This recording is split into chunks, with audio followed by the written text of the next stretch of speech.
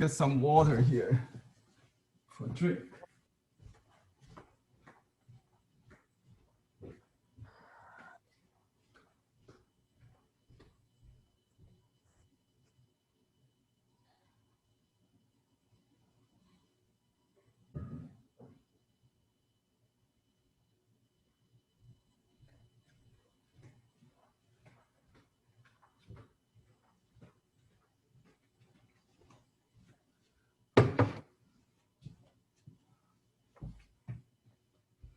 Let me put this.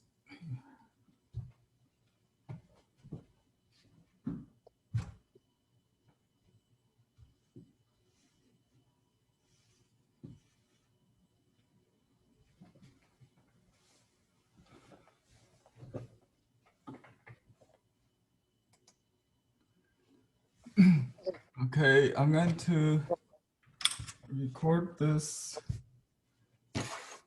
now.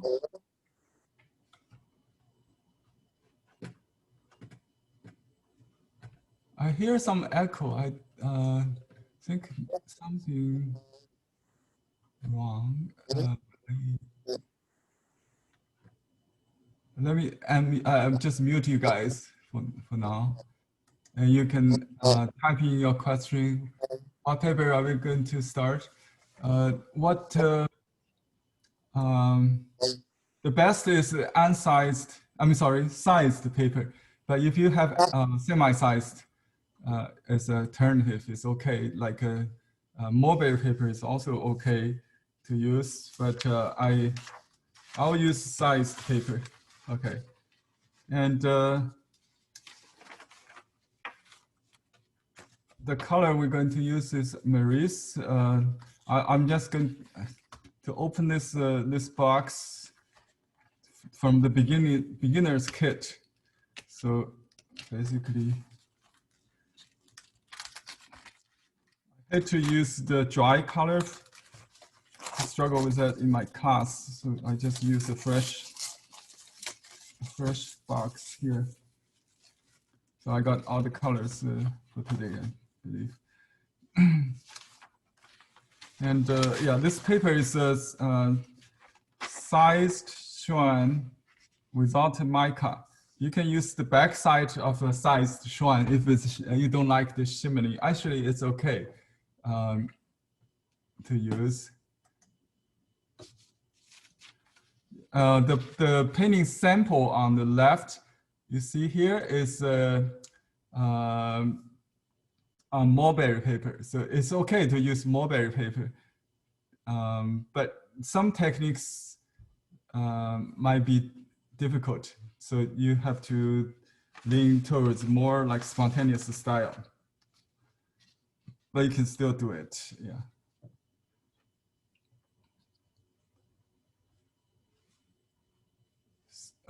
Yeah, the less absorbent, the better for this class, sized, semi-sized. And if you don't have anything, just use, oh, there's an alternative. If you are a watercolorist, you can use the paper called the hot press, right? Hot press, sorry, hot press watercolor paper, the smooth one. Should also work.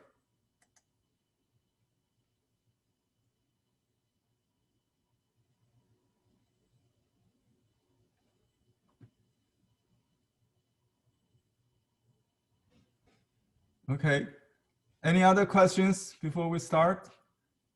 No, yes, Mandarin, Maureen? Can you unmute yourself? Let me allow you to do that. Okay, you can unmute yourself now, please. Unmute yourself. Can you do it? There we go. Okay. I was wondering, what is the number on the tube of the color you are using? Because I don't have any names. I go with the name of the, I mean, just the label. You know, I only have one yellow, which is a Gamboge. Yeah, I think the number is not easy for me to follow. So I just go with the name, Gamboge for yellow, indigo for blue. I also have cello, and I have some opaque green, opaque blue, which is the pale one. Yeah, yeah, 530, I have all those as 599, well. 593, and 493. 593, 493 for blue. I see. I won't use every one of these, but if you go online, you will check the list of these 12 colors, which are considered the basics, including rouge, carmine. Henry, I have the kit, Okay, so but yeah, I can't don't worry find the about that. name. When I use it, I'll let you know. Okay. That's great, thank you. Okay, I haven't opened them yet, so don't worry about them. Okay, thank you. No more questions. Okay, yeah, it's good to unmute yourself. If you practice this, just unmute when you have a question, so you can ask directly. If you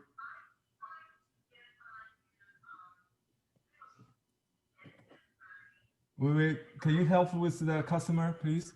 Because someone cannot log in.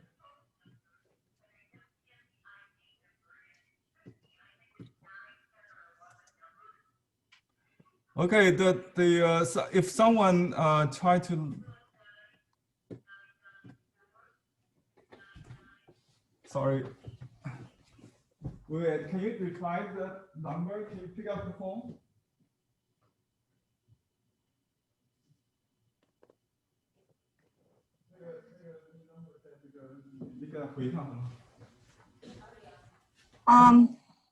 I put the numbers on the chat because I have the numbers and I have the sheet that went with the kit that has the English lettered. Okay, I hope that's helpful. Okay, yeah, thank you, Daisy, for typing in the names. We got some people who cannot log in with Zoom. This is, so I'm sorry, I have to concentrate on my teaching. So if there's a problem, we have to deal with that later, and we'll record this. So if they miss anything, make sure we have the recording here.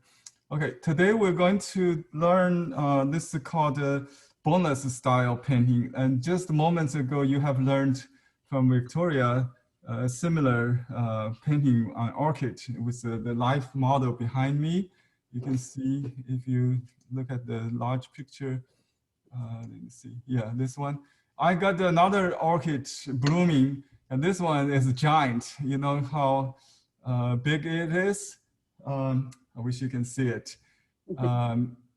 Yeah, it's almost my height. So when I, water them, Victoria cannot even handle this. So this is my flower I take care of every morning. There's no soil. It's just a bare root. I have to soak them each morning for about 20 minutes. And that's it. So it's beautiful. It's called Vanda. Have you heard of this? It's a tree orchid originated in India, probably in Southeast Asia. Anyway, Vanda orchid. And this is what we're going to do. And the sample is this one. It's a smaller Vanda. I have this behind me. If you look at here.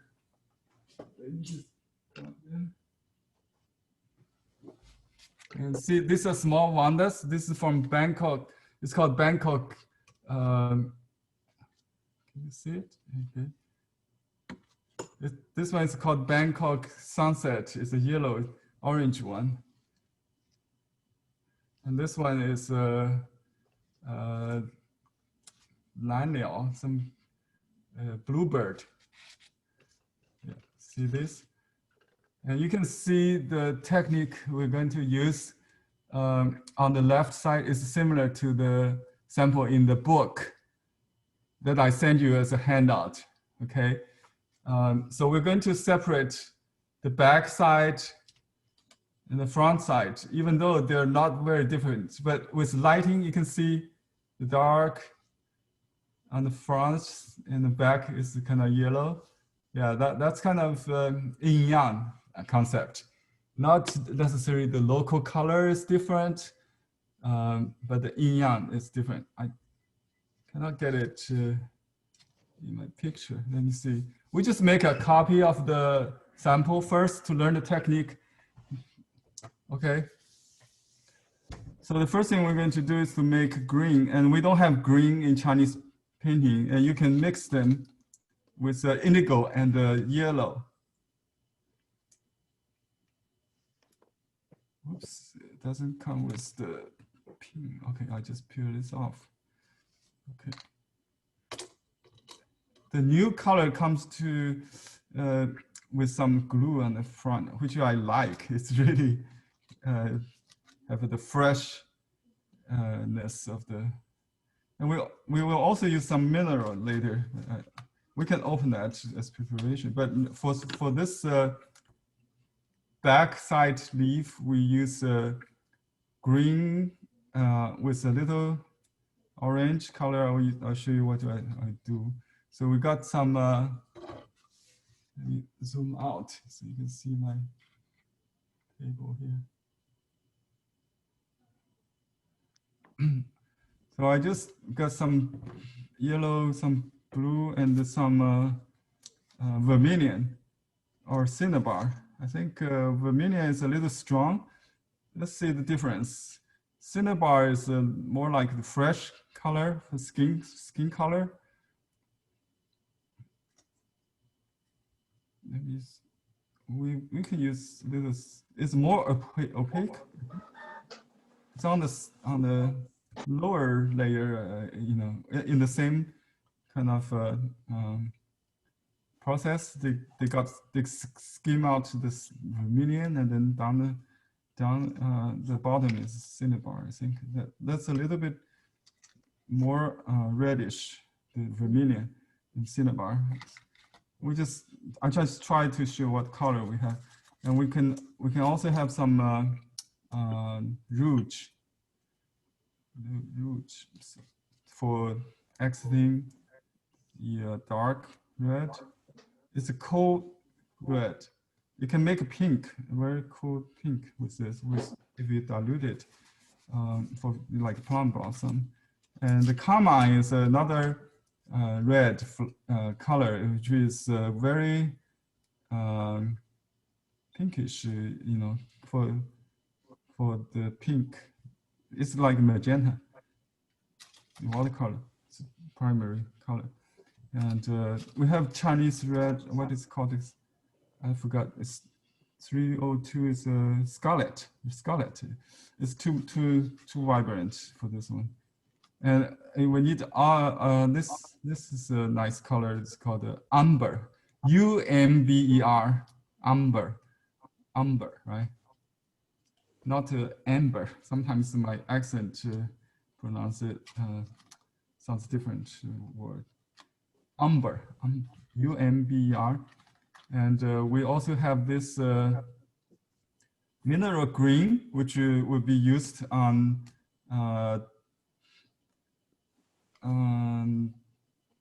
transparent color, or like Victoria did on the umber. That's about it. Cello blue is kind of strong. It's a little bit difficult to handle, so I'll leave that out for today. That's all we have. Oh, the white. We use white for this. This is a technique called the tarashikomi or dripping, and same, you know, the mineral color also could be used. We usually just put directly on the brush. I'll show you how to do that. If you put on the plate, it's easier to get dry and won't work. So you need to fresh squeeze it. Okay, so the brush I'm going to use are softer or combination brushes to do the leaves, and then the veins would be stiff brush. You can use You can use basic stiff brush too to do the leaves if you want. So let's just do my favorite combination brush is this one. We call it rabbit hair. It's black instead of brown inside. But if you have the regular combination brush with a thicker core, which is fine. Let me mute somebody. I hear my echo. Okay, so I wet the brush first. Let's see if I can show you the. Can you see my water? Okay, you can see at least here, right? I just want to show this. Let's put it here. All right, so wet the brush, and then you can use a paper towel to adjust it. I just use this corner, squeeze out extra. And I still need a little clean water to get these two colors mixed. So I do the light first, the back side, the bottom side of the flower leaves first. If we look at original, let me see if I can get the original. This is my copy on the left. Let me see. I'm not going to do the grass one. We just did that earlier with another class. Yeah, this is what we do. Okay, and you can see there's background on this paper. So if you like, you can wash the background, but we don't have time to do that. You have to wait it dry, something like that. So I mute it with, you can add a little bit, let's add a little bit cinnabar to mute it. So we got a little warm color to it.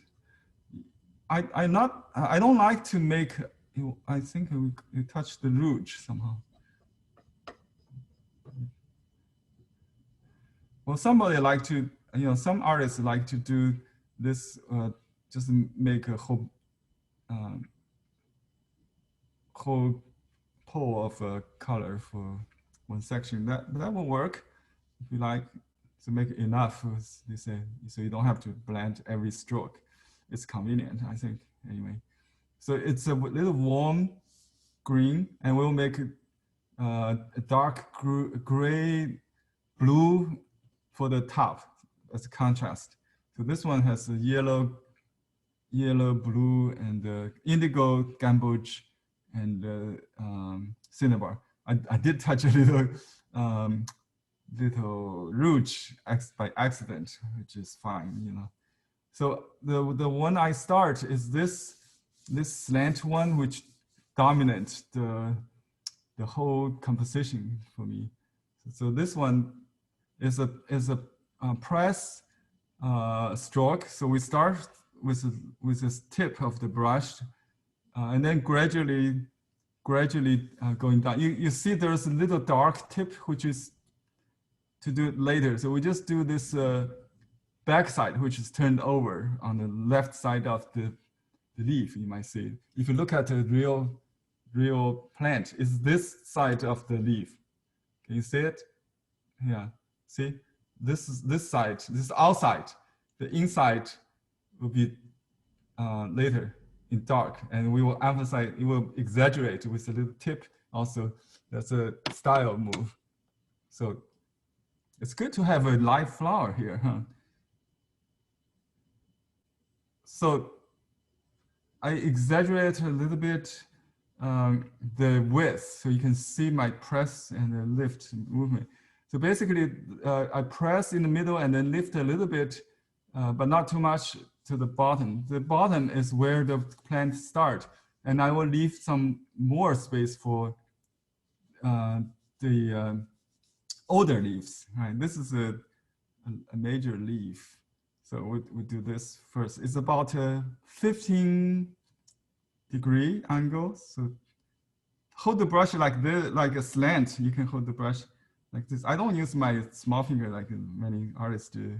the Western artists do. I hold the brush like this, but you know, you can hold the brush at a slant. You can move the hand if it's long. You know, I hold the brush higher, so I don't have to move my arm. I do have to move my arm for this long stroke. So when you paint, you don't look at the sample again, just look at the painting. You can draw a guideline, you know, just like I did a finger drawing. You cannot fingernail drawing. This is a little curve. Remind me, it's not a straight line. Just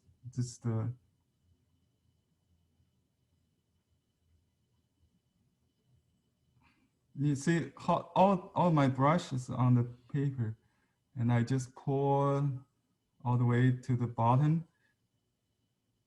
You can go back a little bit to hide the tip.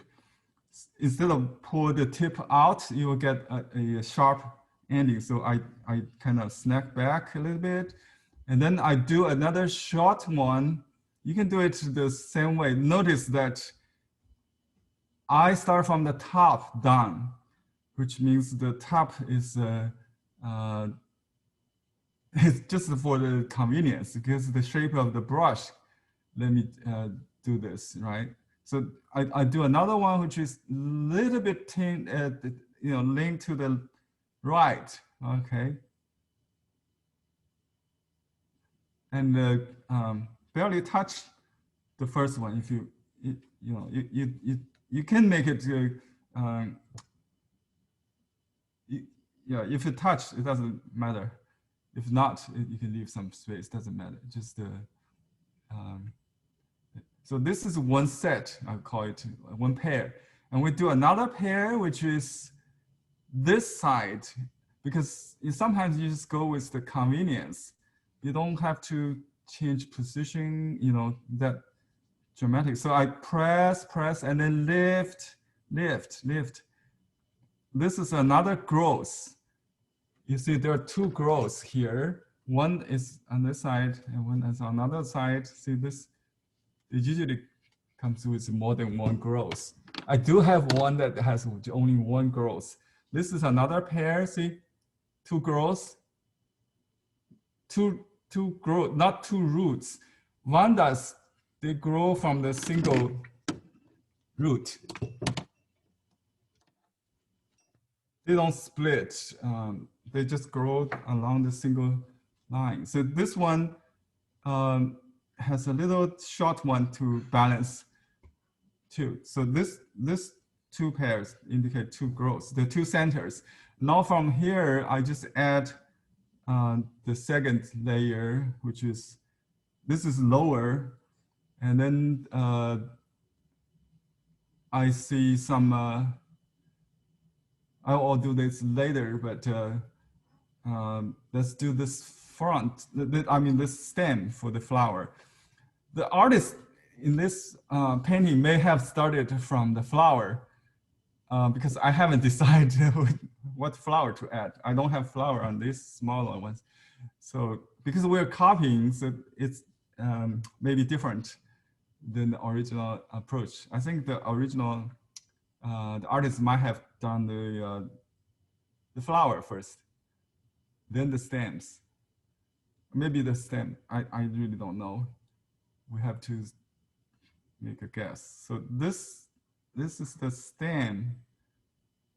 Actually, the flower tends to grow from the side of the leaf. From the, you can see a past stem is from there, not in the center of the new leaves. You see the shoulder here? Yeah, that's where it comes from.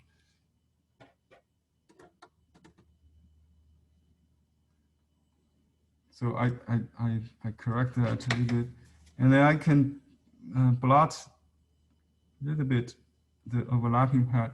So I want to make this one behind the leaf, and goes from here. And anyway, we can do some nude leaves. You can add a little yellow and little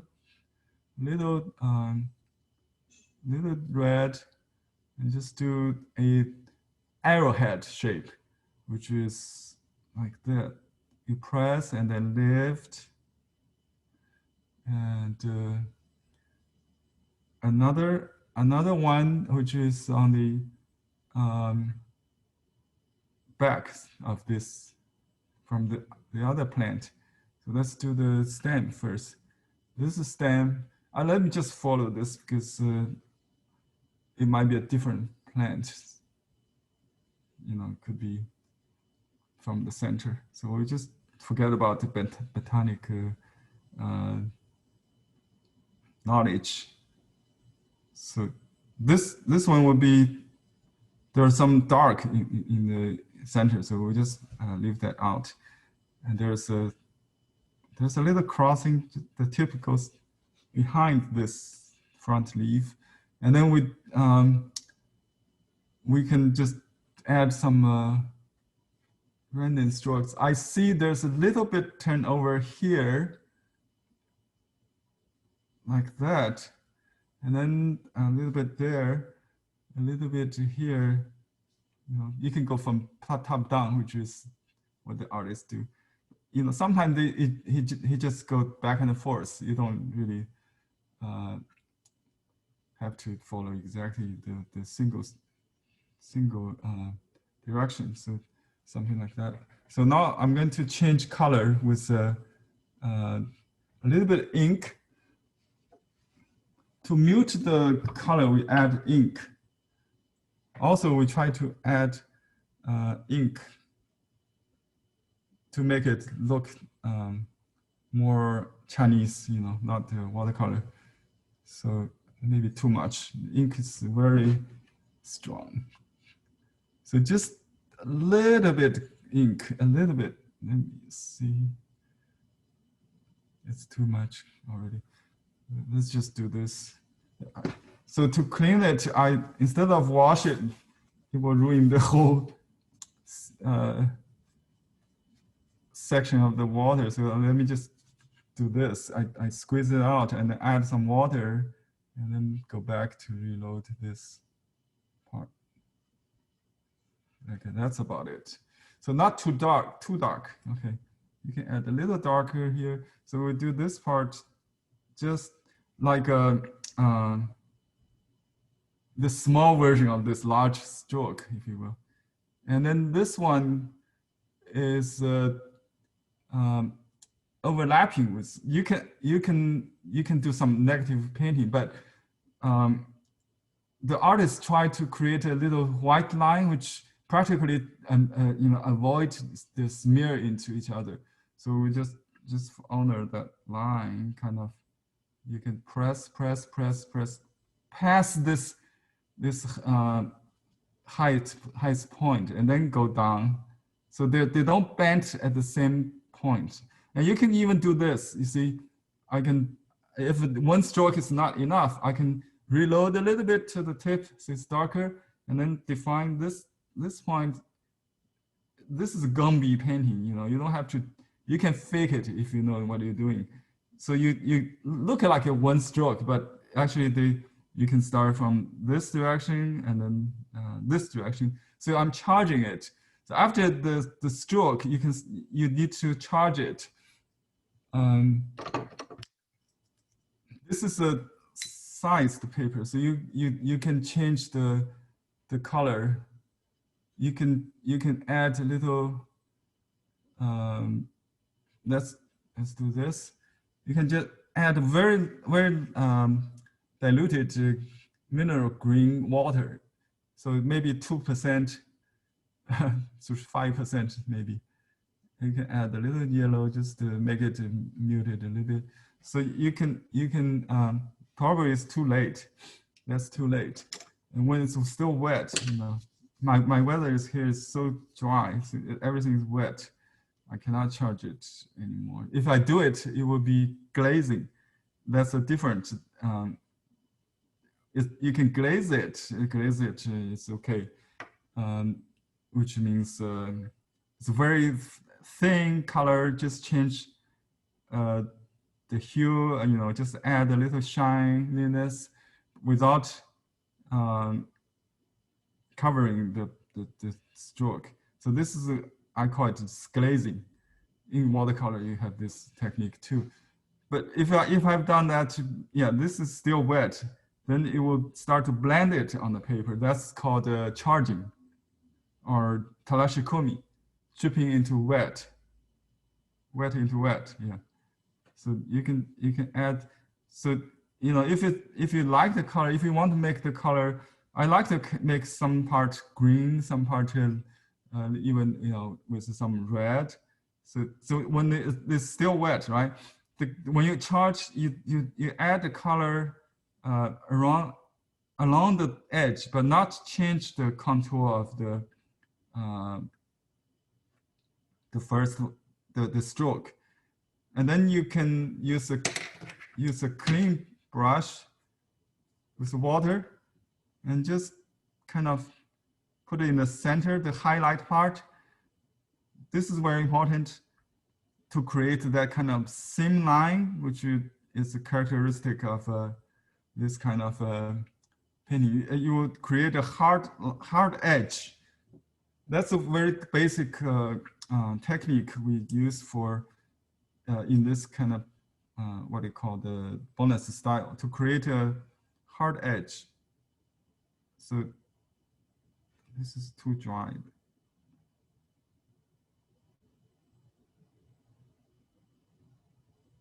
I just glaze it, and then I use a little water. I kind of re-wet it. I use a little water to run in the middle to drive the color towards the edge. Here's a very important technique detail. You don't want to draw, you want to dot. Kind of, so we call it dripping. Because this water brush is quite wet, so it drips on the paper. You don't want to create a stroke, overlapping stroke. There's only one stroke which you start with, right? This is just create some effect. It's very subtle. If you follow, okay. Let me just do it in one step. So that way you can see it. So let me just do this one before it gets dry. So let's say this is the stroke. I just repeat. You can repeat it, no problem. And before it gets dry, you can add a little. You can charge it with. Let's see. This is. If you think it's too much ink, that's what I want. And then I add a little blue, indigo blue. Color here, indigo blue, and I just dot along the edge of the stroke. Not from a line. You don't not necessarily a line. And then I use water just to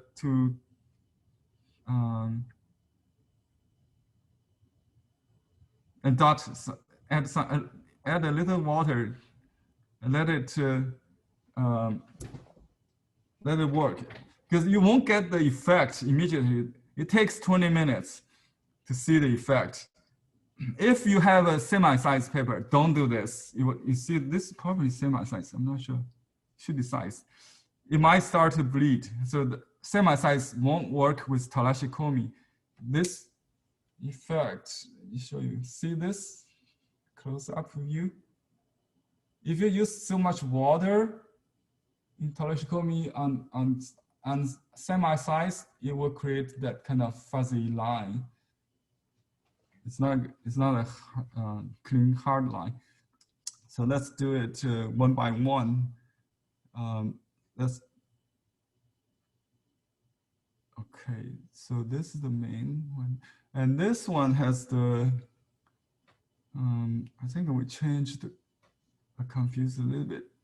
So this one should go along with this top. This is an arrowhead stroke, which means start with a sharp tip, press, so the tip goes back to the center. And you can restart it. See, I see the artists do this. So you can continue, you can change a little color, you can charge a little more color if you want. And you can load a little more color if you want.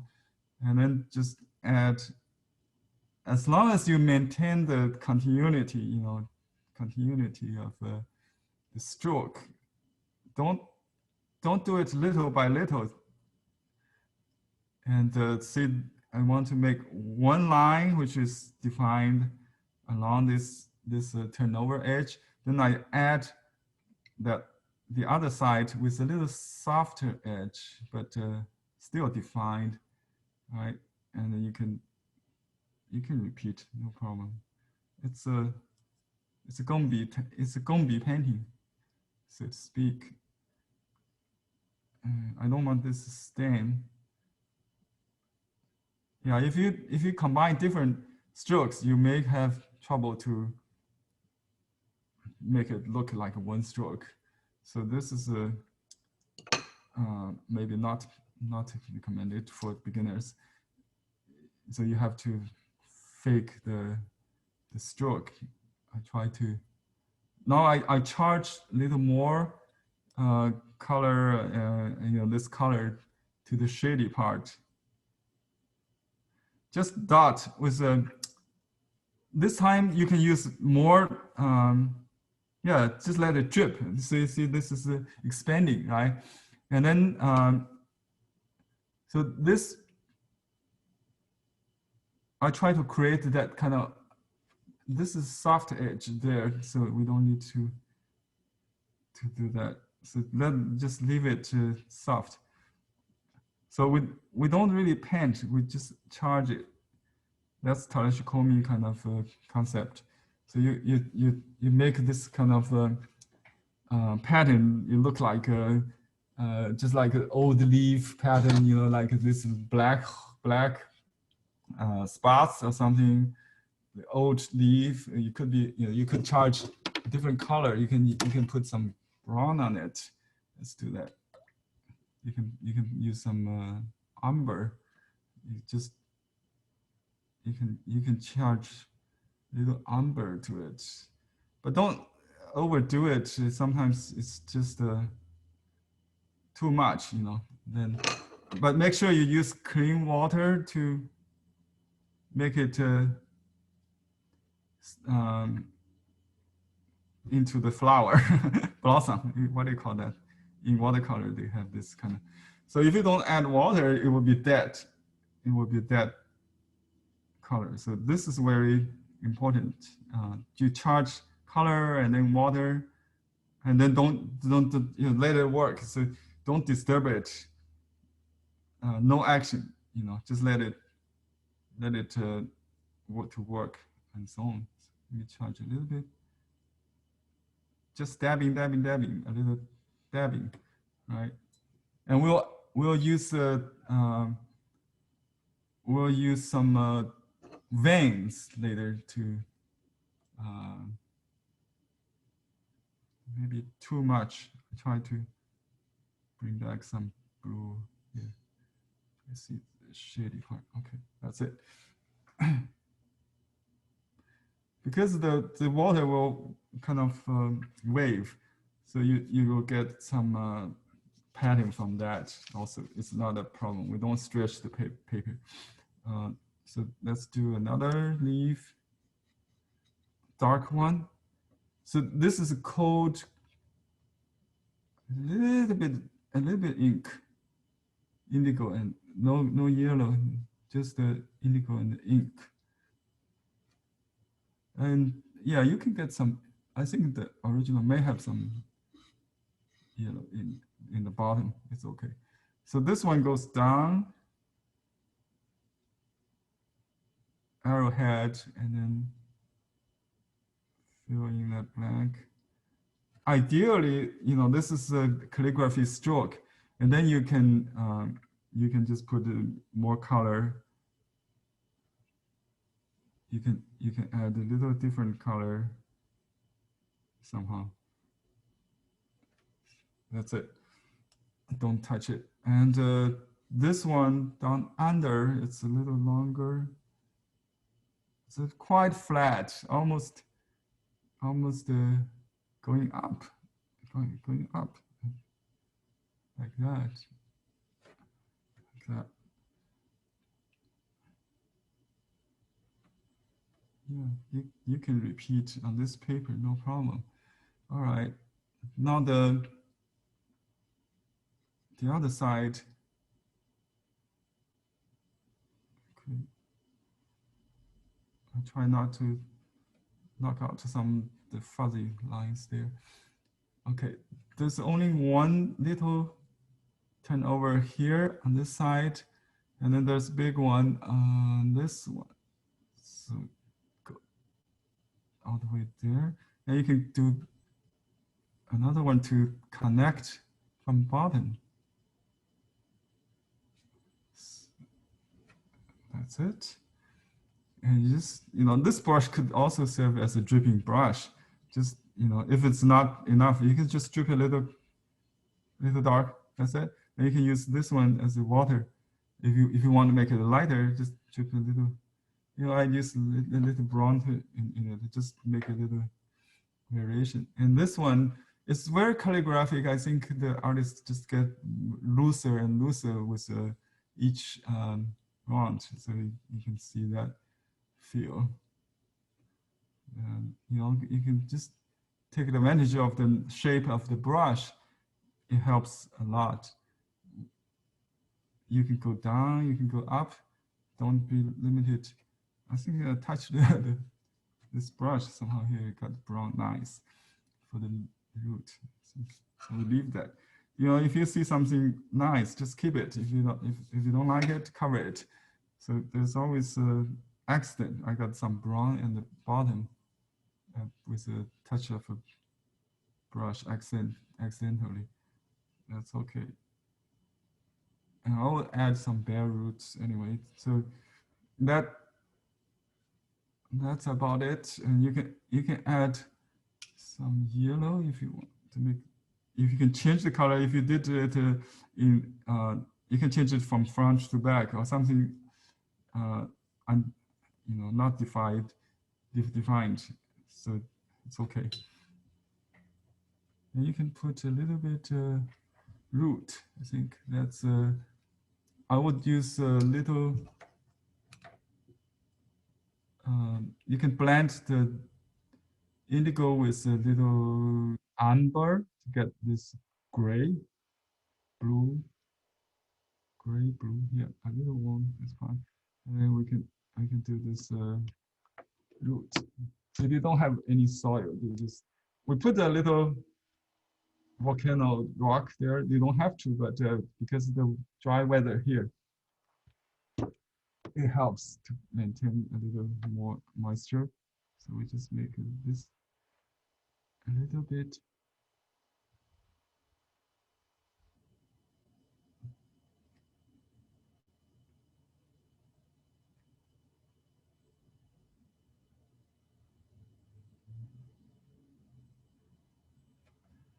Just a suggestion of the bare root. Okay, let's do the flowers. Let's turn to the main flower here. They're basically like an orchid, 6 petals. Let me see. Yeah, see this? We'll use some purple.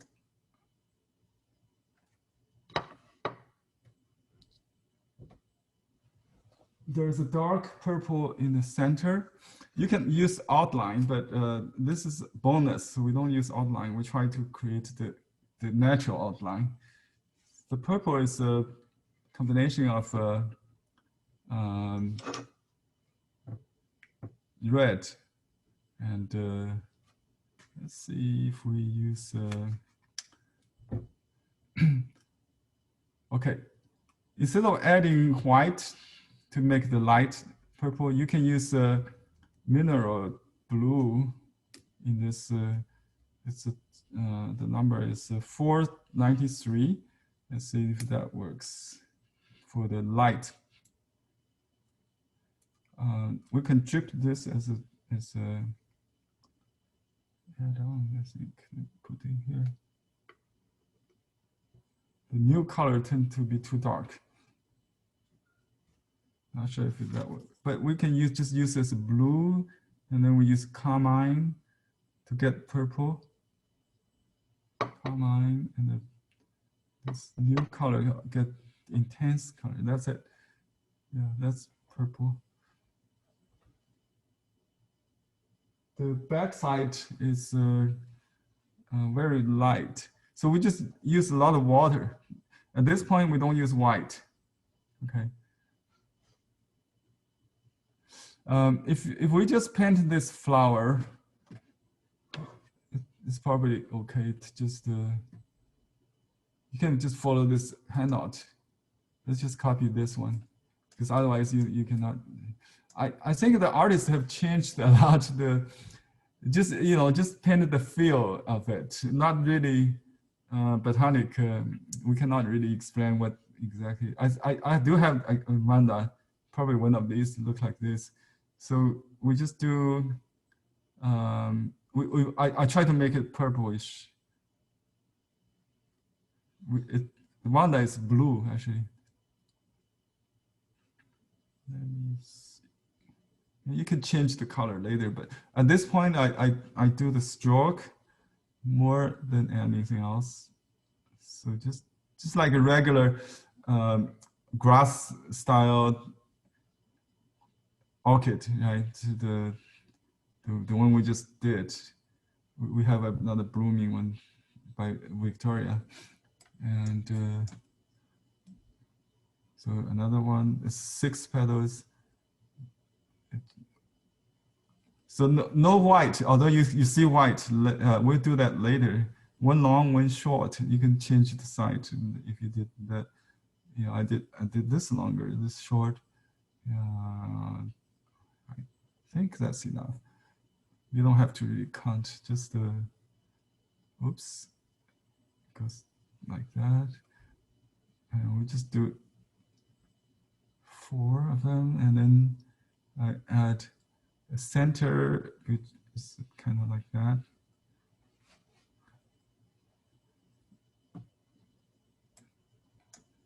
I'll do some side views. Maybe too many for me. My paper is kind of lower, so we just do 3, and I'll do the bud. We can add a little. We change the color into, yeah, the bud is kind of green, so we just use yellow and blue here, very diluted, and a little red on the tip.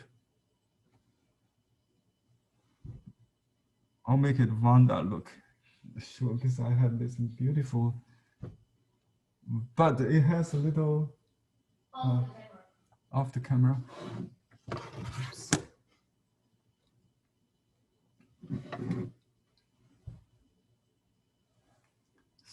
Yeah, there's a little kind of sprouts. I'll show you that. That's a characteristic of this flower. So, and then that one is in purple, so we just do little sprouts there, something like that. That's Vanda. And just continue with this stem. So I should have done the stem later after the flowers. I think that's the original way of doing that. So this secondary stems, and then the center one, it's right there. It don't have to be straight. It goes like zigzag, something like that, like that. So this is behind it, so you don't have to indicate all that.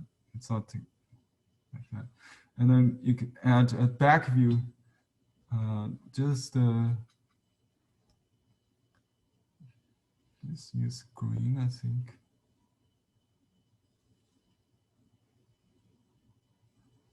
Okay. All right.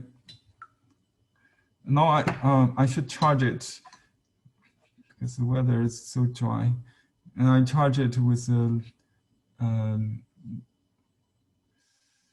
we just use white, I think. The white is not in the original stroke, but now you can charge it. But if it's too already dry, you have to wet it a little bit, maybe. You see if it works. Yeah, this is still works. You see, this is still wet. And you can also charge some dark, right? And many people did this too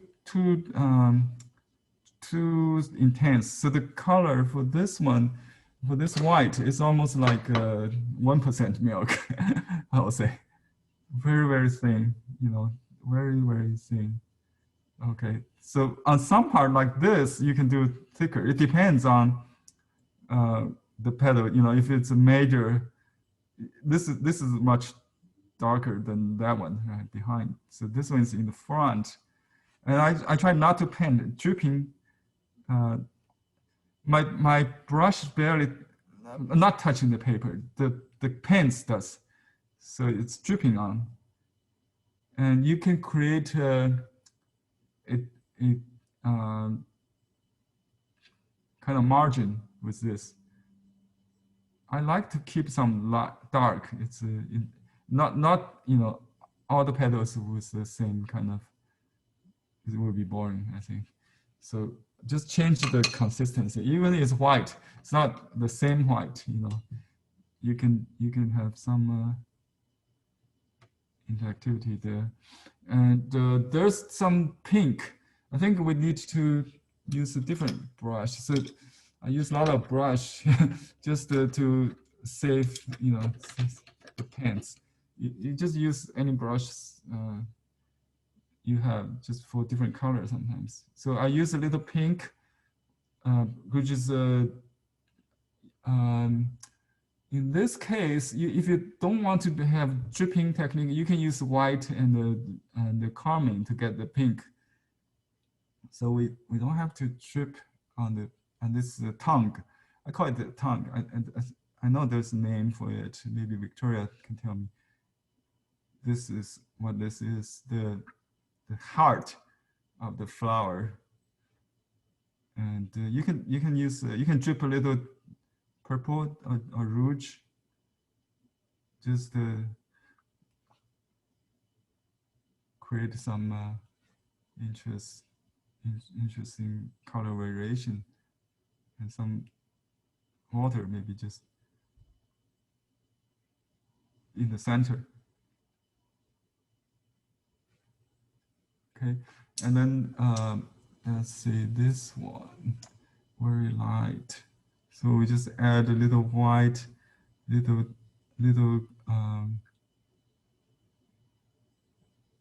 carmine, maybe. I'll use pure color on the pattern, the little V-shaped pattern there. So we do this light first, but you see the stroke, right? And it could be done with we call it teardrop or nail head, either way. So teardrop is pressing, nail head is pressed in the beginning and lift. And this is what I do. I just kind of leave a little white, and then we can use a little water or white to fill in the blank. Okay. And you can also charge dark, you know, because we're going to draw the veins on this, so you don't have to worry about the dark. We can do that later. This top one, so basically it's like a shape as what do we call it? It's pronounced heart. So you do the heart. You know how to do the heart, right? Just like that. So this is the upside down heart. Yeah, it's the flower heart.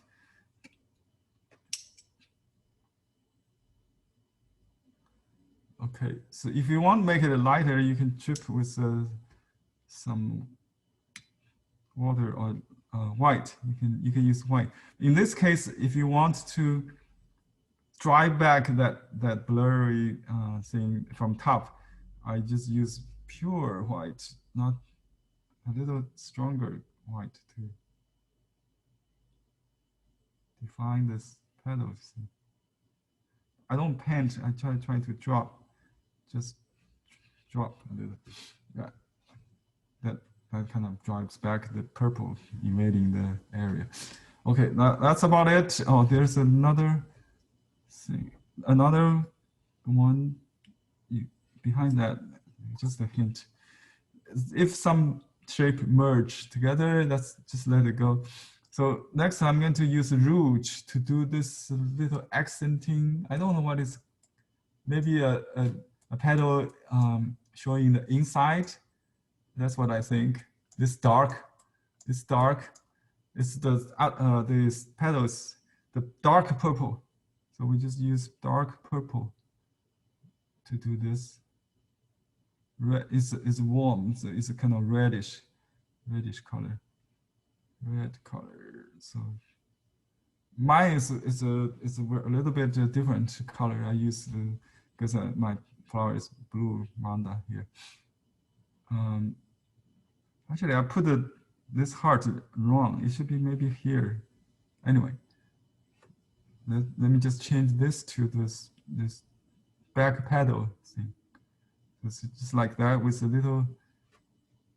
This is very important to show the kind of gesture or this little tip. It should be very calligraphic. So you lift the brush to form a little tail. If you cannot do it, just try to fake it. At the end of the heart, so this one indicates there's a petal. Each petal has this little thing. So let me add so this is the back side of the inside of the petal. So we can do that for each petal. So sometimes you don't see them, so just a little tail like that. This nuance, this little detail makes it more towards Gombi, but it's actually done without much effort. It's a 写意 mentality, still attitude. So you have to understand, because I didn't understand the first time when I copied this, to be frankly with you. And gradually I understand, especially when you raise real flowers, you see them and you try to understand what it's supposed to be. So this is the backside leaves and petal, this thing. So it's a little, and you can charge it. You can charge a little dark accent on the tip.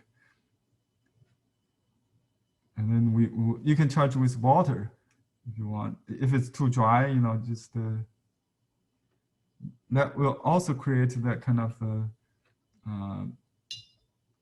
Tarashikomi edge, the seam line. I call this. You can see it start to emerging.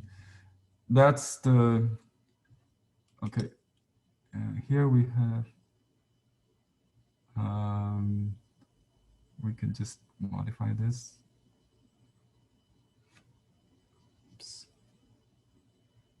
Well, why not? Because if you use the same color as the tongue, you might confuse people. So I try to make it consistent. So one color represents one part of the flower. If you confuse them, if you are confused, your viewer will be more confused. That's the. Okay, here's the one behind. Maybe it goes a little bit behind this one, and you can have a little. I think this case, something like a little case of the. We don't have this on Vanda. I'll omit that.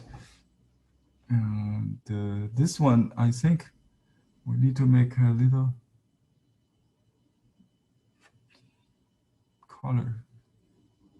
colorful here. This is a main flower. That's okay. Here we have some accenting. Just try to show your calligraphy. You can go from outside in, or either way, it's a nail head. I think a nail head. That's my latest interpretation. It's a nail head. So sometimes you go teardrop. That's you start from and then you kind of press, but here it's the nail head. You press and then lift. Okay, basically the two starts, nail head or teardrop. Okay, and we can dot a little green to a little yellowish green maybe to make this part a little interesting. Okay, that's about it. And I will draw the veins now. What time? Okay, so it's almost.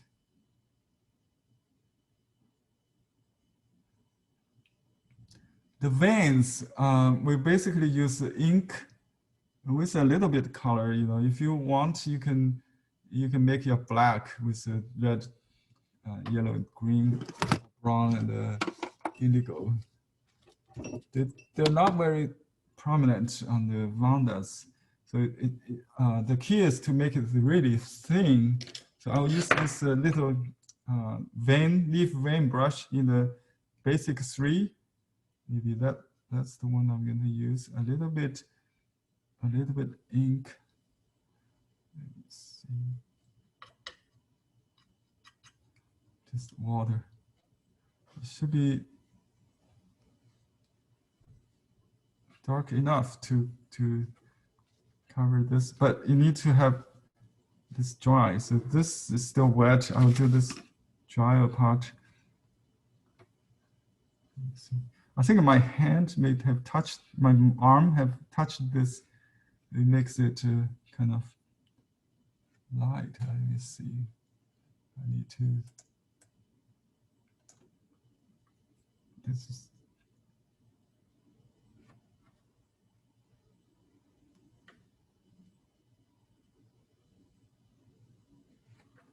A little bit too white here. I think my arm touched it. It's on the eyeball. Anyway, I'm going to draw this this vein on the, it's parallel, but not exactly. Let me enlarge it so you can see what was done. It's parallel lines. See this? So you just go with the contour. If it's wider, the distance becomes wider, it gets narrower. You can see it's wet into wet, so no problem. You don't have to wet it dry. It's a 写意 kind of. So you have to use a dry brush. Dry the bottom of the brush. Make sure the dry this part. Okay, this is very important. No water on that. Just load the tip with this bluish gray, dark. You can just use ink without the blue, no problem. I think it's just, almost just like a gray ink. And just draw these lines. First one doesn't matter. Just draw along, the movement. And then the second one, you just match that. You go next to it. If the leaves goes wider, it goes a lot wider. Doesn't matter if you wave a little bit. It's just have to keep the line flow. You cannot do it little by little. You have to do this in calligraphy. That's very important. Okay, so this one, it blurred. That's okay, and you don't have to repeat the outer line because it's already there with the Tarashikomi effect, right? It blurred, that's good. It blurred some, just kind of carefree, just let it go like that. Parallel lines, 1 or 2 on each of these. Let's see, this one, you see it starts from narrow, then press down. Okay, so I have to reload this because I added water here. That's why you cannot do it right now. This one, Yeah, sometimes one down, one up, it's okay. Just you can some narrow, some. There might be a center vein. I don't see that, but it should be. You can see it on the real leaves. There's only one center vein viewable.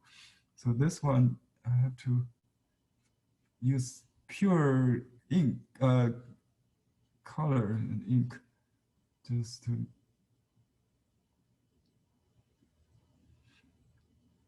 overcome and let it blur. So that gives it a freestyle feel. And let's see this little, this little detail behind. Let's make it clear. And you can cover this part so it's all the way to this side. And then just add an accent near the bottom. That's it. Just that little detail here and there shows difference from the freestyle. So you see, this is a bending leaf. It's kind of fold towards the back. So this is a we can just use line to define this. It's like that. Doesn't matter. So I'm going to use some warm color. You can add either cinnabar or vermilion, sorry, or umber to this mixture. So it's a warm gray now. I'll show you. This is what I got. It's a kind of brownish gray for the back side. See this on the yellowish. You can add even a little more brown on this one. So this is a, oh, I like this thin lines. I'm getting this from this little basic leaf vein or visual brush.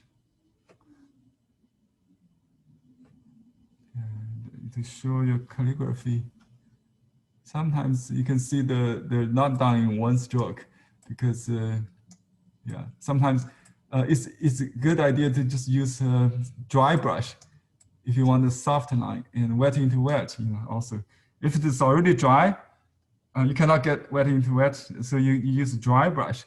That also give you this softness, and use lighter color, So it's a little, pretty abstract to me. See this thing, and this little,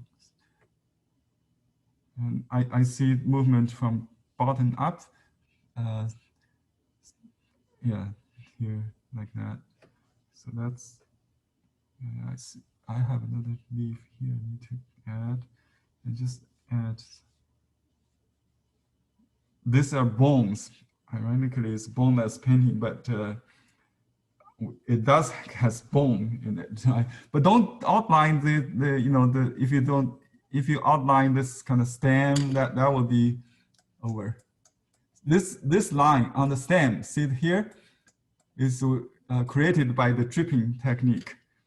If you do it correctly, you'll get this. You can fake it, but it would be too artificial. If you draw this line, you can, just fake a little bit if you need. I just try to show you the difference. If you draw, you can tell it's handmade. It's not natural by nature. So I just soften it. Okay. And I see there's brown charge into the green. So you have to do it wet into wet. But you can also glaze it, Oh, it's the worst. I make it smeared. That's not a good idea. So the last thing I'm going to do is the center with the rouge. This is a V-shaped pattern. Oops, still wet.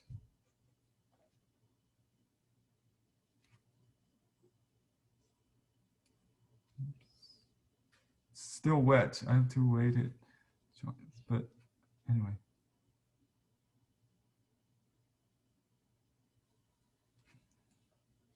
Yeah, but I better wait. It's too wet. It's too wet. And you can blot it. See how easy it lift. Just lift. This one is okay. I'll leave it as an example. So I just wait it dry and then add something like that. Let me show you the details.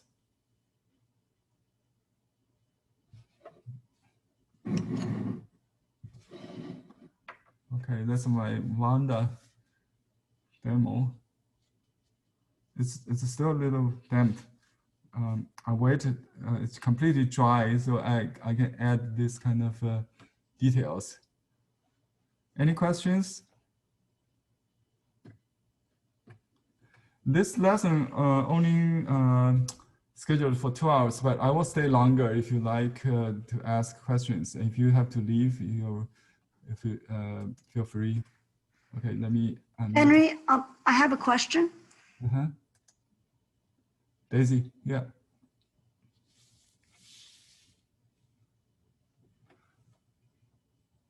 I cannot hear you. Unmute yourself. Let me see. If you want to tint the paper to have that antique or that sort of warm. You can do it afterwards, but be very careful after it dries. You can do that. You can. But you have to do it on the front afterward, or can you do it on the back? It's not going to go through, right?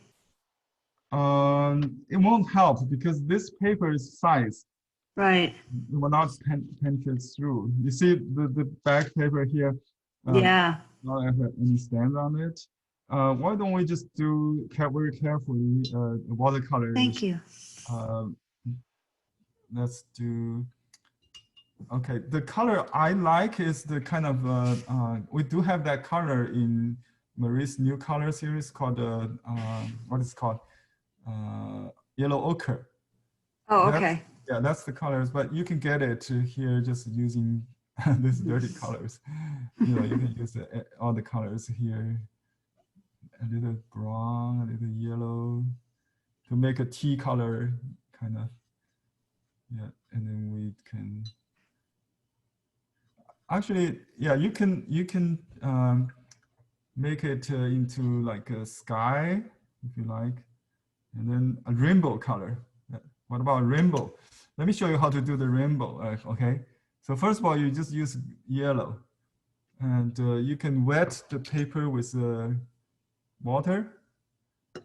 I'm out of clean water, but it's okay. I have a little bit, whatever color here. So I wet the paper carefully, not to touch the petals, just like that, and.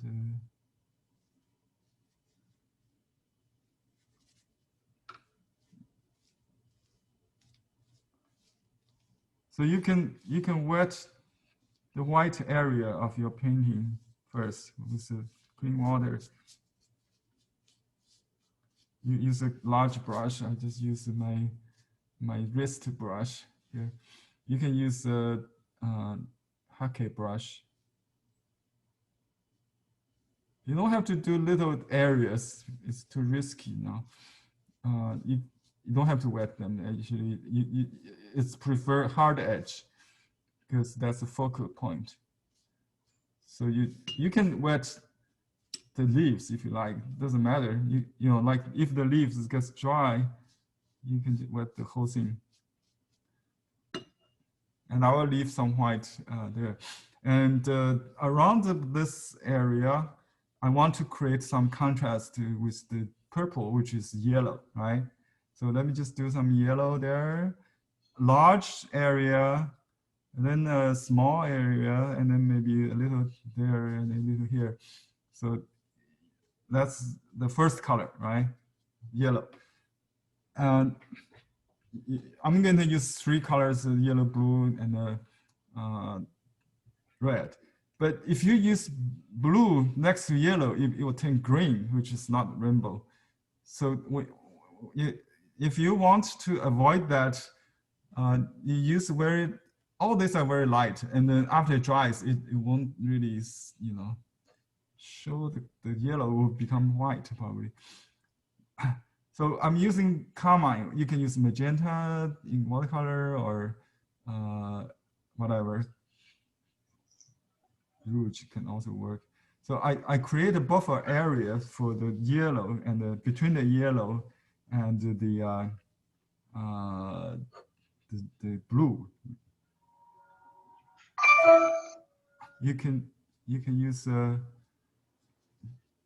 not exactly around around it, but I surrounded that with and you can have them blend into orange. That's okay. And you can add more yellow. At this point, you can. I just try to create a contrast with the purple. So orange color, orange is the opposite. The yellow is opposite of purple, right? So we just use yellow around it, and I just fill in the little space with yellow, orange, light yellow, some kind of. Okay. You can prepare the paper this way, so you don't have to void all this thing. And then I add. Oops, this is not blue. This is. Let's just do this. This blue is a phthalo blue. It's a little different than indigo, so it would look different than the leaves we use. The phthalo blue. So we just put where I put on this side, just a little bit.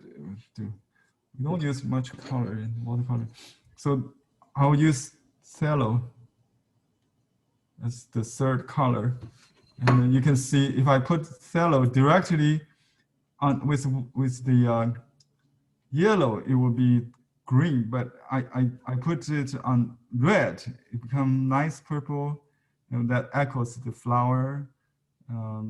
And I can have some more kind of gray, warm kind of just ground, like the earthy color, maybe. Oh, I have another stem for the flowers. I forgot. I have to do it after the color gets dry on that one. That's the guest flower. Got a spark here.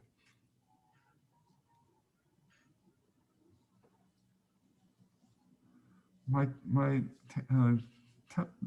climate here is so dry. So before I can finish, it gets dry. Okay, that's LA. So that's, you can add, let me just use some mineral color, just, as if they're like a grass, something back in the background. So we can have some green here, which is good.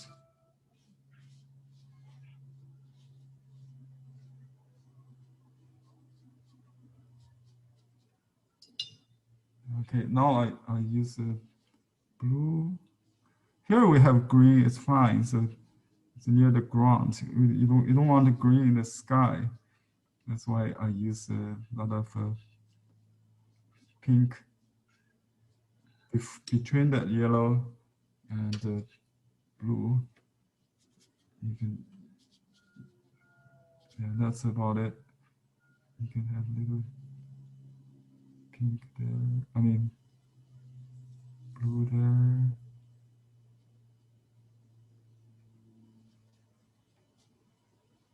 And you can have some little bits of white indicated like a backlit, that kind of thing. It's nice around the petals. And in Chinese painting, you need to, on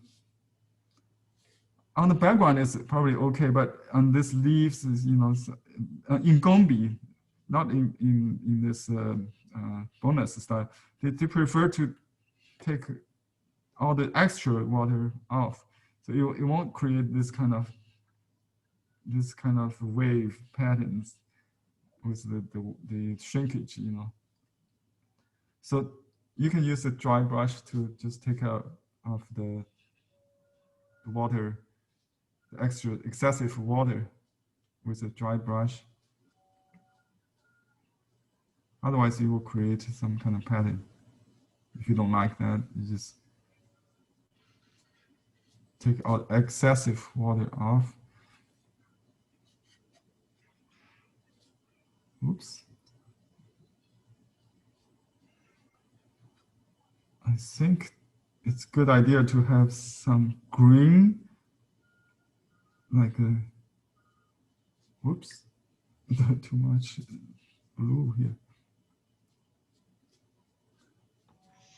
Just like you did on the orchid painting, you know, you just add the green to the umber to create some kind of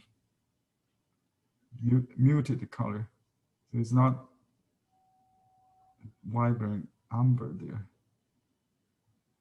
So I blended the color on the paper, so to speak. You can have a little white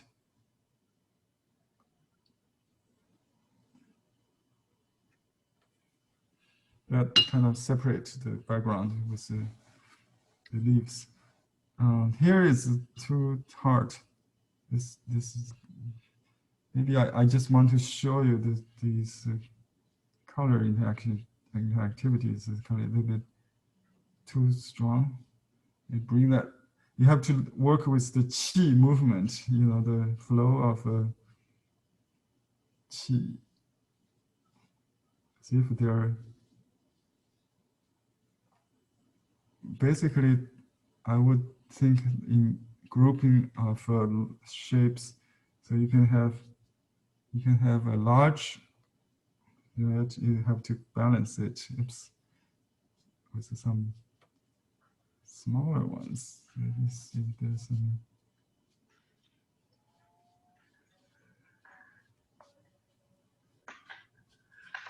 Or just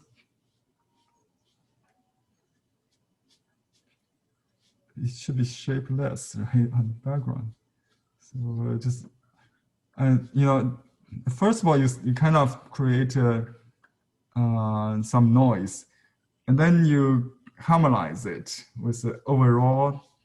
You can use a overall wash to unify it, but be careful. If you put the blue back to the yellow, it will become green. That's the only thing I worry about when I do this kind of rainbow sky. Okay. This background is kind of dark. Let me show you with a white paper and it.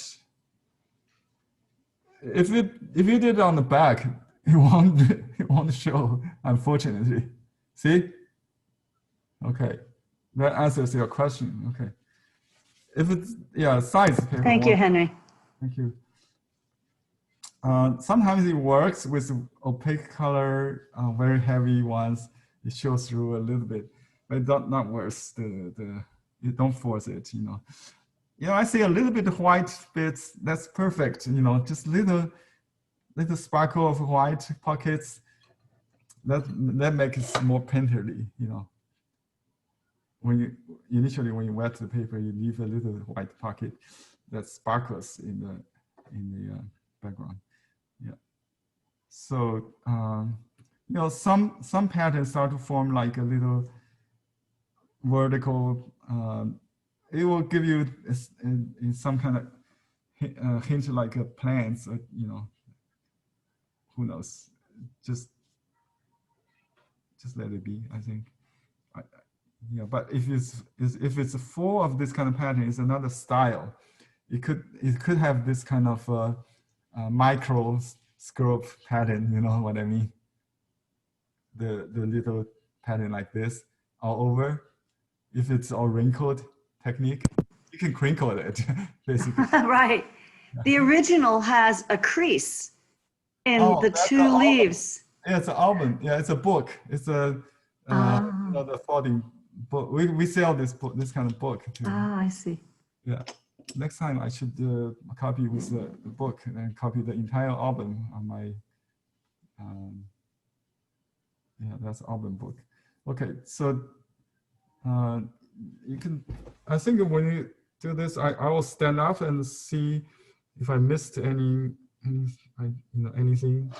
just to balance the qi.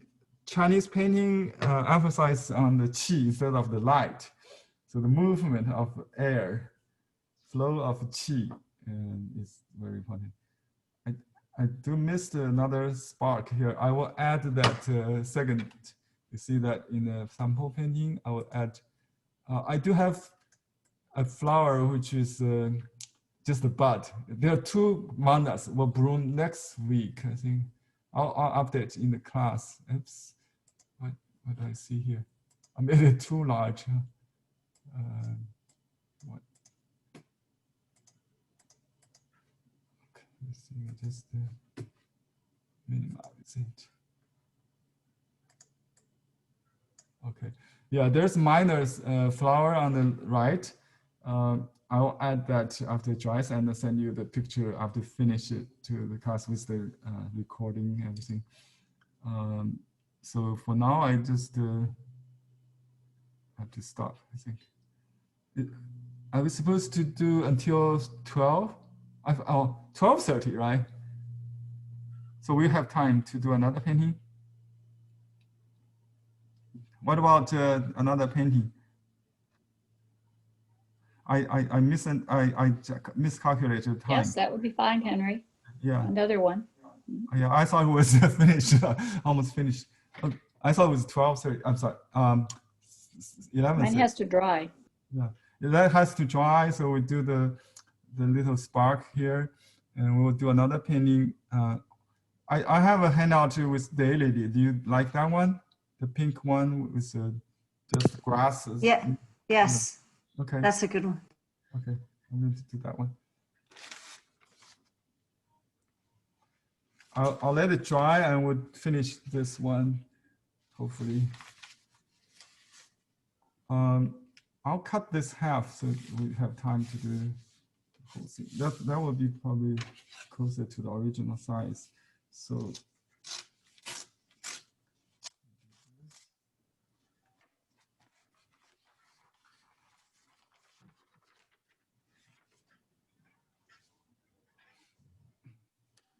let me put out the handout first. This is a Vanda by his teacher. Does it look like the flowers behind me? See this? This is the real flower blooming behind me, and this one is a little smaller, much smaller one. It's a Chinese Vanda. I have that. It's not blooming right now. So this is the flower. Okay. I can't find that. Oh, that's from a different photo. Let me see. It's in the different folder.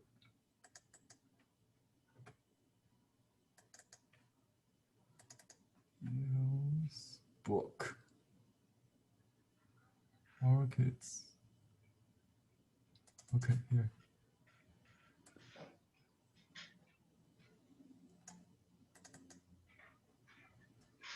Okay, you see this one? You have this one with a handout, right? There's a bucket there. I'm not sure if you have to do that one. So you can do the flowers first.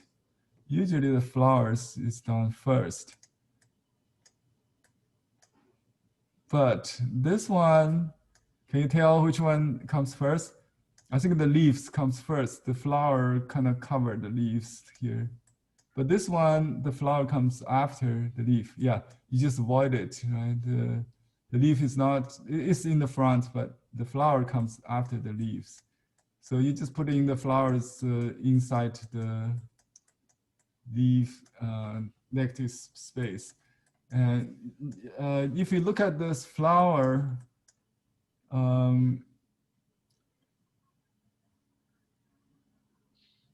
there's no outline.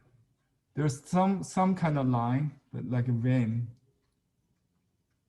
But obviously, like this two line on the bottom here is the Tarashikomi seam line, and this spot may have, yeah, you accented with strokes. So we should do that. Notice that. So I'm using this basic. I think this is a calligraphy brush, general ones calligraphy brush for the leaf, for the calligraphy for the leaf.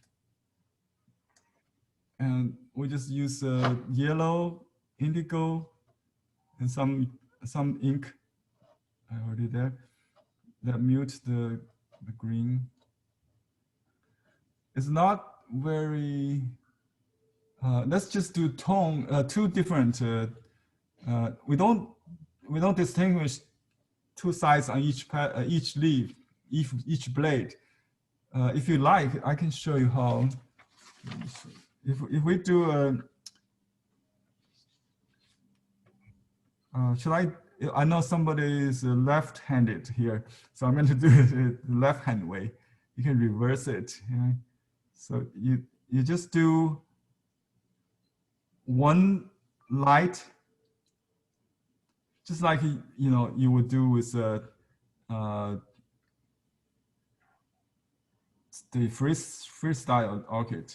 We cannot really copy each stroke in this case. And then you can use a different brush for the other side, just say dark, like we did on the other painting. And you can continue this. And notice here, if you want to continue this, you need to keep the curve continuous. You cannot make a sudden change, right? Yeah. So you can. And you can also make something like that, maybe. That's a different way, just showing turn over something that is more complicated. I don't think this painting particularly would do this because the thin leaves. So you just do dark against the light. I think seems the dark is added as always after the light, so you can kind of modify the composition. You can avoid some light, like here I avoided, just to create an illusion of elusive depths. Yeah. Okay, that's the plan. So let's do it. And remember, the direction of the leaf could be upside down with this particular style. So you can do either way. So let's do the main leaf. Let me just, for example, we do one leaf that way, but I want a longer one, and I just do. I don't mind if it's perfectly connected. As long as the chi connects, it's okay. So we just continue this. And I see a lot of curves. But remember, because the flowers, even the daylily, has bone in it. So you try not to make a perfect kind of round curve. You should make some kind of junctions, like let me make this main one, try to show. So we can start from here. So there are more than one growth root. So I see a tendency of this one crossed by another one which crossed right here for the bark to stand on. And I have several movement of press and lift, better than just one or without. And you see that this is the idea. You can have little kind of thickness. You can have the thin start. Because this paper, I have a little room to adjust, but don't rely on that. If to adjust the shape of the leaf. Just follow the basic compositional rule, like a 3. You'll get this without counting individuals. But I do pay attention on this group of this 3. This is 2 parallel. I just want to maybe break that one.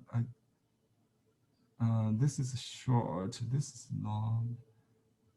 I think it's a little too parallel. So we can change it to break this parallel with another. We can use a little darker one.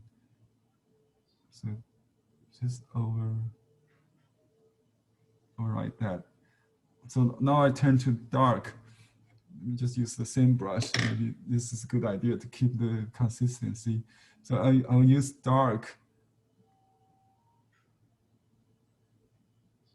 And you can void if you like, but don't have to. I think this could happen by itself, just to create some kind of front and back relationship. I see there's little. This leaf is turning. Let me see, where's the tip? Is that the band leaf towards the? It's good to keep uniform movement, towards the right. But occasionally in real life, there might be a band leaf towards the other direction, but you want to keep the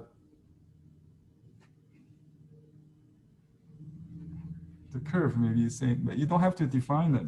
Just it could be just each time I read different. The audience may have also when can interpret differently, so you don't have to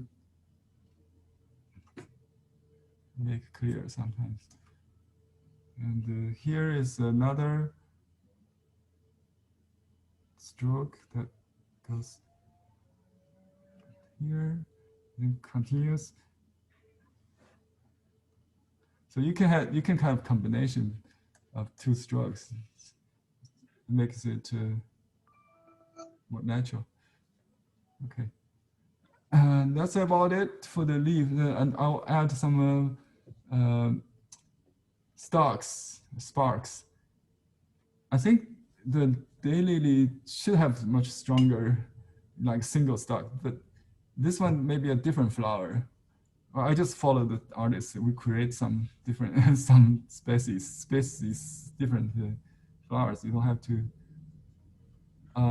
I think this is done after the petals because I really cannot leave space for the petals. So I'm using a fresh brush with a soft bristle. You can use a combination brush if you like. This is the peony brush I'm using. Yeah, this is the peony brush. So I just use a little pure color with a lot of water. So you can get a pink simply by adding water without white, right? And you can get a little rouge just to cool it a little bit, cool down a little bit. I see some petals with the rouge, especially the first petal here. I'm going to do this one, like one large, one small. You can leave a little space. If you overlap, you'll create that line in between. That's good, actually. Let me just do that. So you can, if you overlap this two with the same colors, sometimes you create a line between two. Because if you repeat, you get darker. But this is not repeat. I just doing it. the line is blurred. So let me just try again. Maybe with the correct dryness. This is quite dry now, and then if you repeat that area, don't worry about this kind of thing. Sometimes if you try to reproduce that kind of, it's hard, but it's happy accident. You kind of expect it to happen, but you cannot really control So you have other ways to fix that. You can leave it white, that also nice between the two. You can use the white. You can paint it. So this part also have 2 strokes. I don't really rotate the brush like this, all the directions. I just keep it like that. Just 1 and 2. It could be same direction, so that create a center line. And you can make the other details later. And I see there's a little pattern like that. And before it gets dry, because my weather here, I can't wait until I finish all. You can start to do the white dripping and use a clean brush with very diluted, very almost water, just 1%, maybe 2, less than 2%. So you just drip some. Don't paint, just like dabbing, like that. And you can use some more. Let me see, a little more water on this original one, just dab to make up a little bit moisture, and then dab. Okay, and then water, just that's about it. And here you just drop in the middle. See, my brush does not touch the paint, touches dripping. Tarashikomi, I think means dripping, and you can add some color to connect that, kind of welcome it to in the middle. I always tend to paint. That's not very good. So you can dab in the middle of the stroke, and I try to create a line in between. So I put a line along the outside of the petal, and then I put some water inside. Oops, it's kind of hard to control. So you have to let it go. If it doesn't happen, don't try it hard. Just kind of hoping it. So water is the key. You have to create create this with enough moisture. Otherwise, if the white is too much, it will be chalky, not very fresh. So I can take over you can lift with a drier brush if you like. And here I have white in the middle, kind of with a dark line. That's good. So just dabbing a little bit.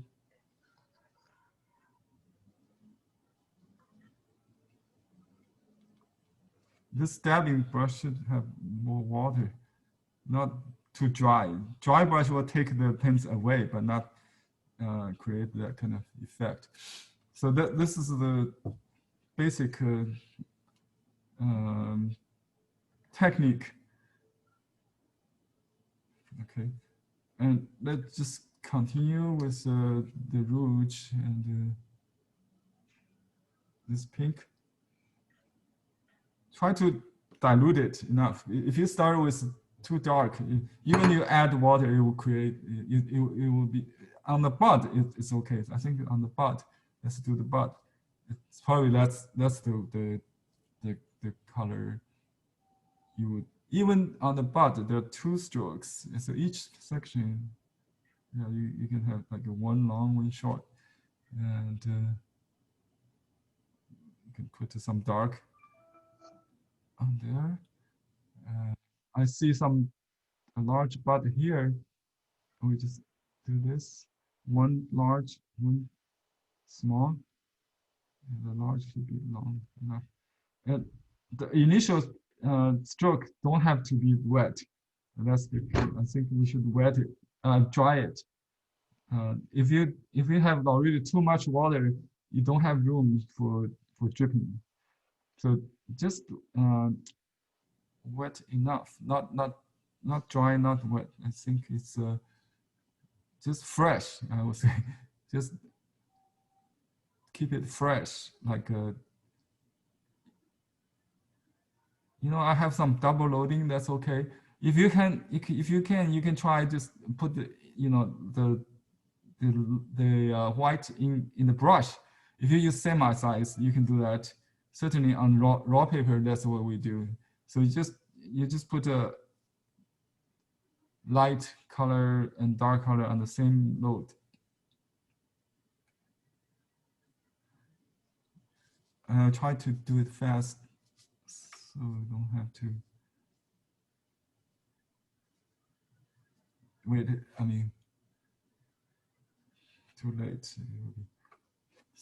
And then I add some water first to this dry part.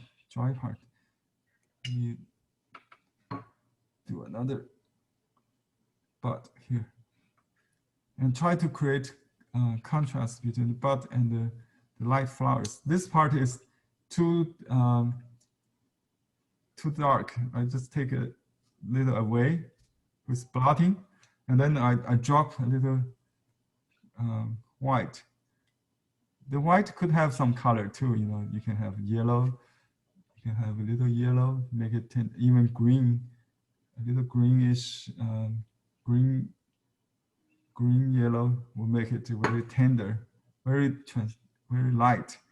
So just, yeah, a little yellow, make it, I see some yellow there.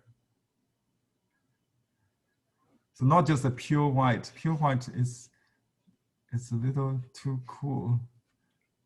Just do that. You know, I tend to paint it. That's my habit. If you know what you're doing, you can do everything, I think. I said not to paint it, but sometimes I do that. Just white with a little yellow here.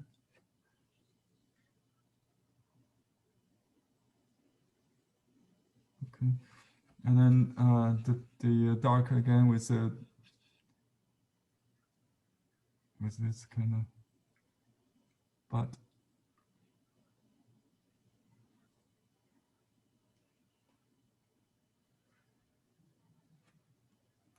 In the middle.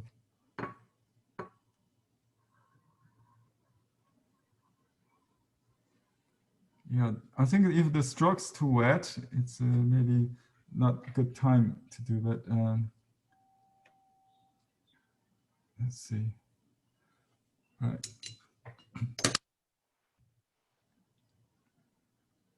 Also charge some dark if you want, but try to keep the stroke round, so you have to really do it in one calligraphic shape.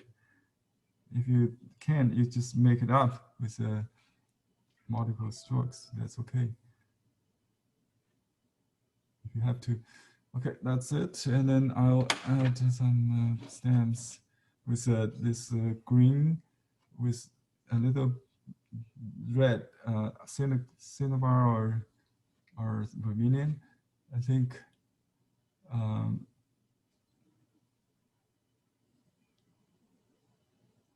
this calyx and then the stem. This one is behind, so that's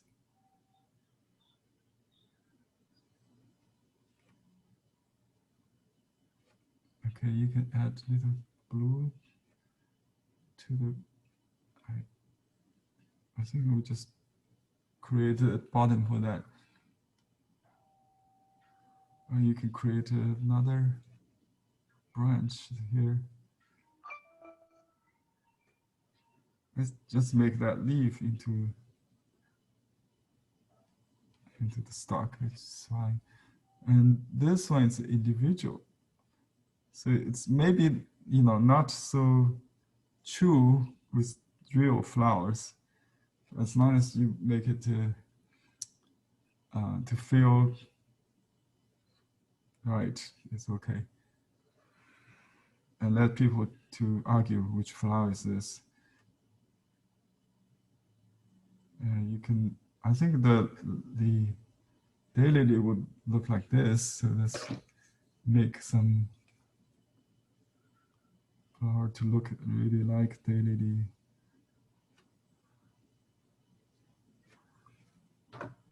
Okay, now we can add just some stem. So each flower should have some stem to connect. Nice. They don't fly in the air. Let's see if they have any pattern in the center. I think so. Oh, not the dots. Usually with the, you can do that. And just some pollen dots with a stem pistol. So the dark maybe not enough. Let's see. You can add a little vein, but that would be too much detail. I think.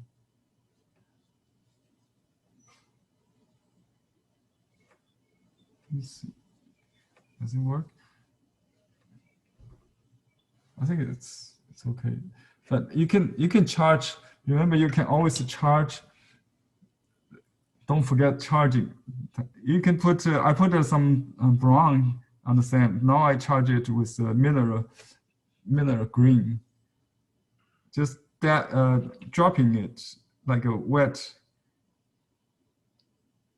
on the joints, on the just anywhere you want to create this Kalashikomi edge and the color change. So it's very, you can even do it on the stem, on the leaf. No, I don't think so. That will confuse. So we try to apply this only on the stem, not the leaves. Sometimes if you, we call this color according to kinds or categories. You know, you have to be consistent on the color code, not coating, color code, CODE. So different kind of parts, categories have different color code. So people can interpret, oh, this is leaf, this is stem, this is a petal. Yeah, that's how it works. Like the vocabularies.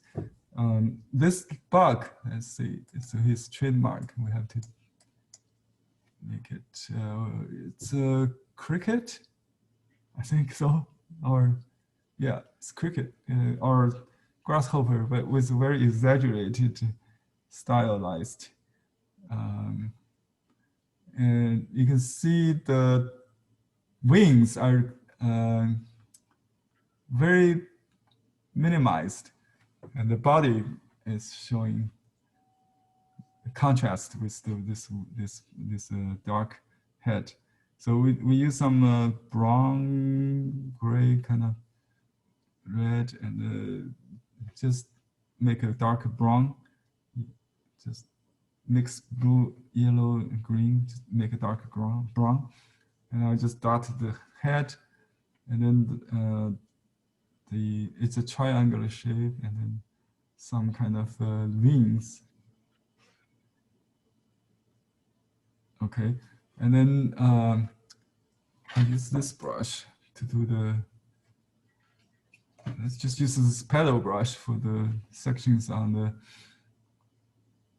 body, so you can just draw some chest, some kind of parallel. Leave some white in between. You have to have a general idea of the shape. It's like a leaf or petal shape, you know, with a narrow end and the big belly. Belly part is big. Yeah, that's it. And then you can later. I think that it has some kind of outline.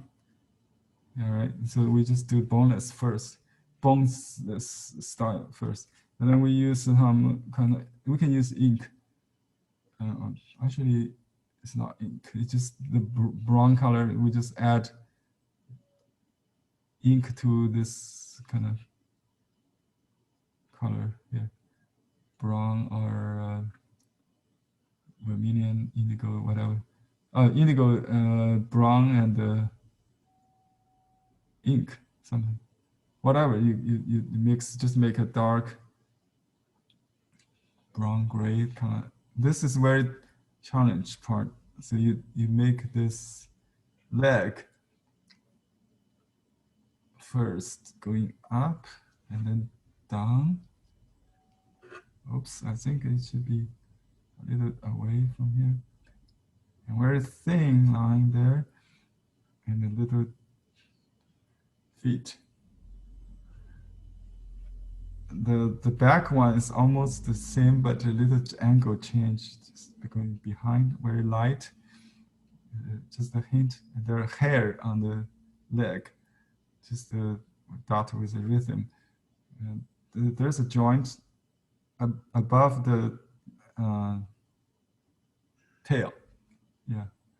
There. So I use the same brush to draw the wing, kind of under the wing with a little shady part, maybe, just to indicate the wing. And I dotted the eye with dark ink. We don't have to do the other side. I think a little mouth, maybe. There's antenna with this kind of brown, red, actually rouge color, rouge with a little ink, maybe. And not very long in this case, which is good news. It's very hard to do the long one. 1, 2. Let me zoom in. Okay, and then I just use the brown to do the short legs.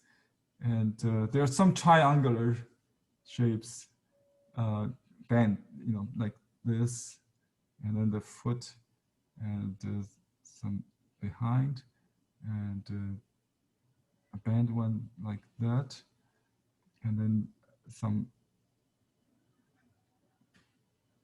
I don't know. I don't need even to count them. Maybe 6 or 5.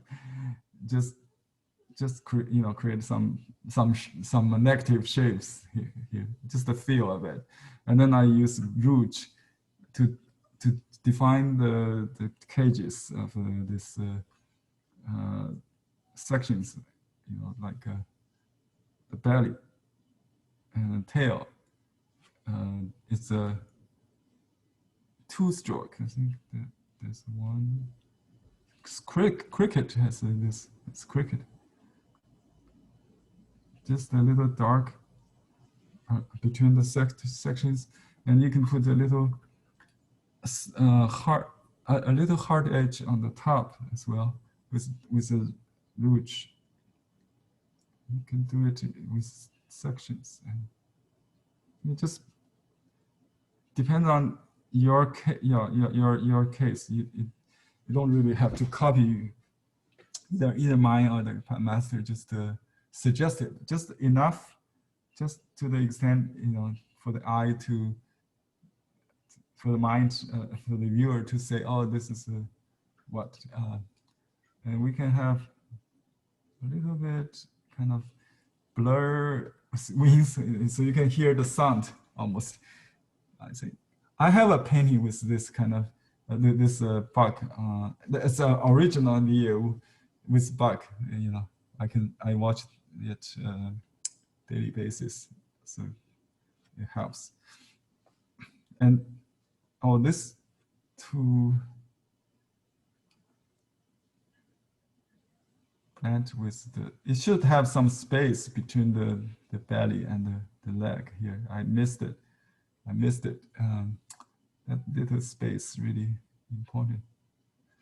So maybe we can recover it with a little red, little white. I wish I don't do this, but let me just show you. If I have to, you can use Dr. Martin's use the correction or something. I just try to recover a little white space there.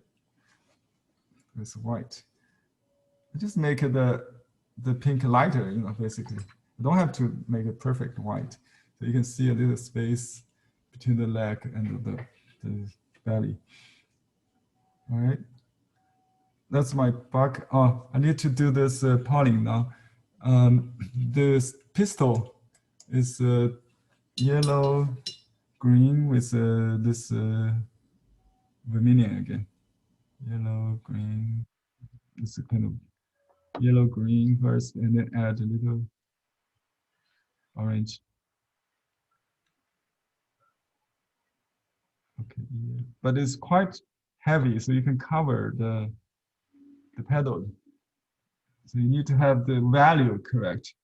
We call it value, we call it tone in Chinese painting. So in watercolor, we call it value. It has to be darker, so otherwise it won't show. The two dots indicate the top of the pistol. It's not polling, but you know, there's not big polling like on the stamen at the, what is it called? Answer? I forget. Polling. I call it polling dots. But this is not that. It's pistol. And then you can, usually normally we will draw those stamens, you know. I think he has very light suggestion of that. I mean, you know, maybe not even shown. So it's very light value. So, but this pistol is very dark, almost like stem. And this one is not very dark. So that's okay. That's the one with the two dots on the top. And then this one, it's towards they're all towards the same direction. That's a uniform unity, you know. We always created variety in unity. That's a unity. If you point this to all directions, you will lose that kind of wind movement. Okay. And then we would use opaque yellow, which is yellow plus white, to dot the pollen. So we just put it in here.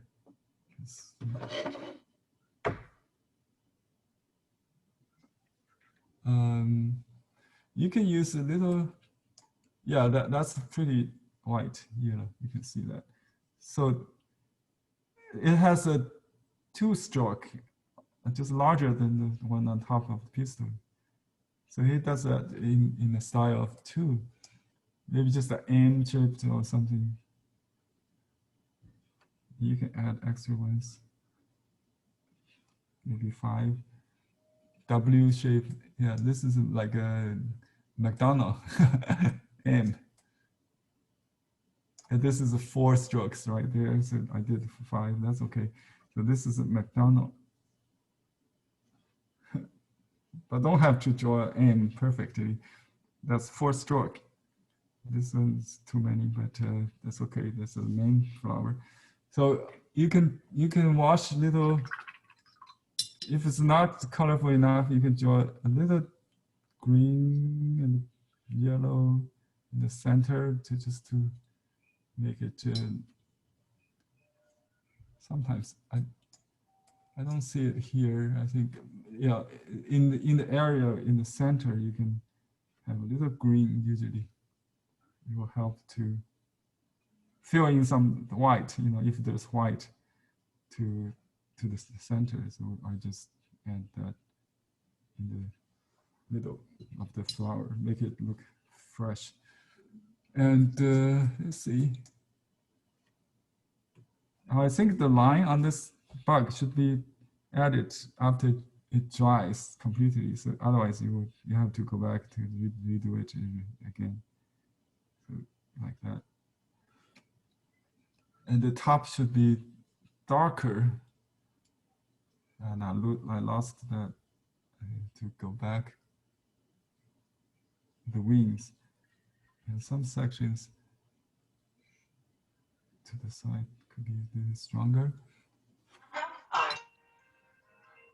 Any questions there? Okay. You can dot the I on the other side. I'm not sure. Little hint. That's it. This brown back should be a little brownish. I think it's red.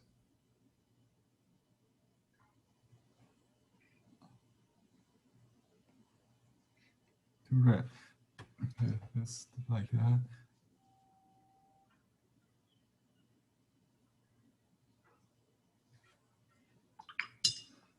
Okay. And, zoom out and compare this. The title on the paintings is Yi Chun Yi. I don't know how to translate this in Chinese into English. Yi. Oh, Yi means maybe this like E cos E. Rely on. I think it must referring to this bug.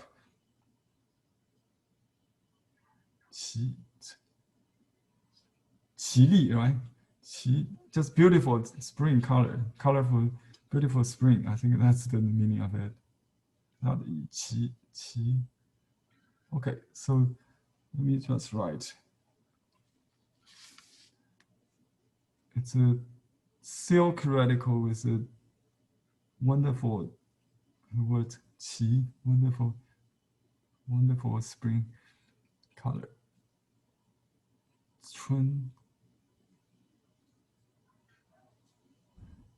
Chun, spring, and just the year of 2000.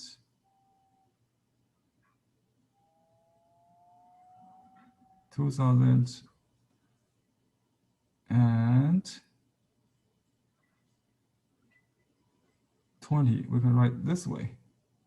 This, I don't know, Nian, right? How to pronounce it? 2020. 2020.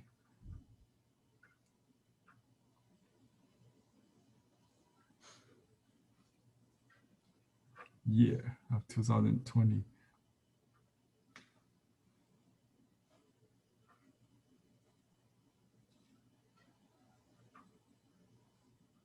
I have the same family name, so I just write my name, Li, also.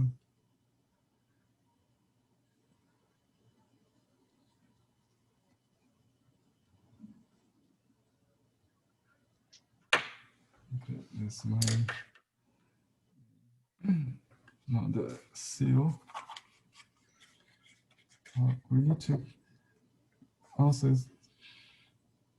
sign the other painting too. Let's see. Stamp.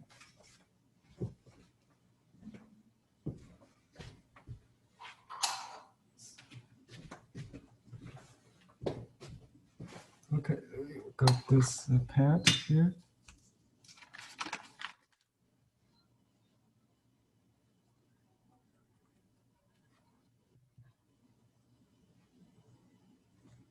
And he put on the side of the name. I put it, I think here.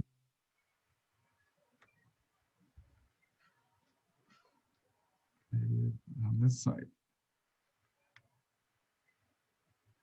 Don't want it too close to the butt, I think. And that's it. And let me see, this painting is almost dry. And we need to, what we need to do, the little details first on the inside. And use a tiny brush. We use a Gumby liner. Some rouge, some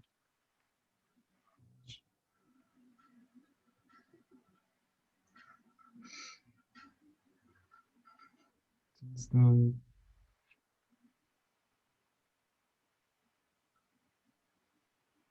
tongue. And what else?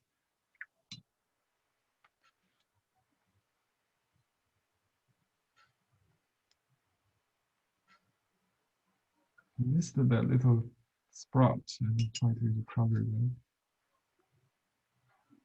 Oops, it's too yellow.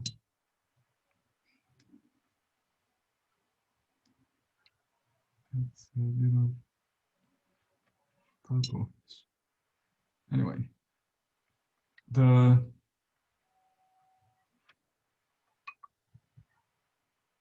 there's no bug on this one, I guess.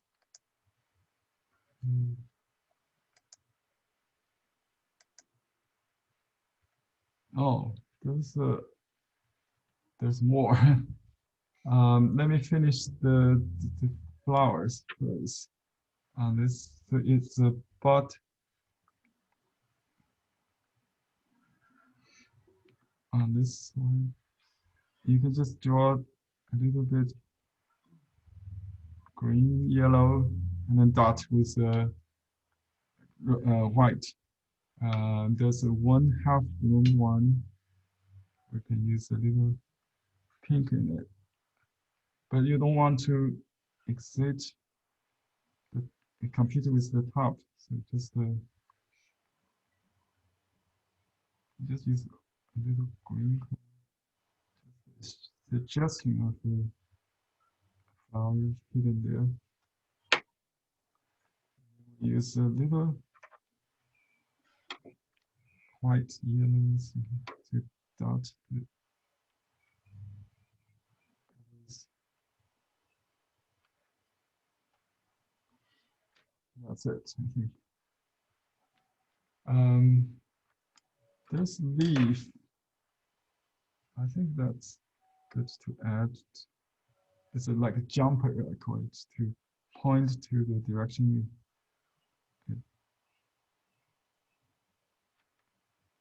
It's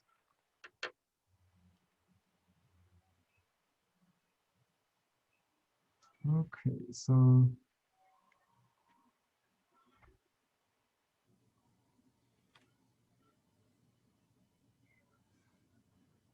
a little bit more color.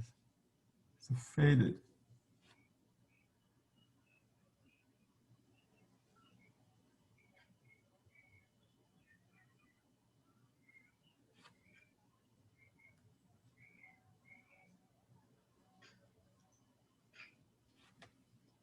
Okay. No, I just signed this one. It's too long. It's a poem. So I changed it to a Buddhist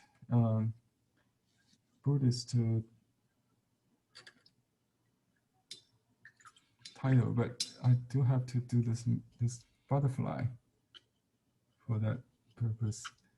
Let's do this one.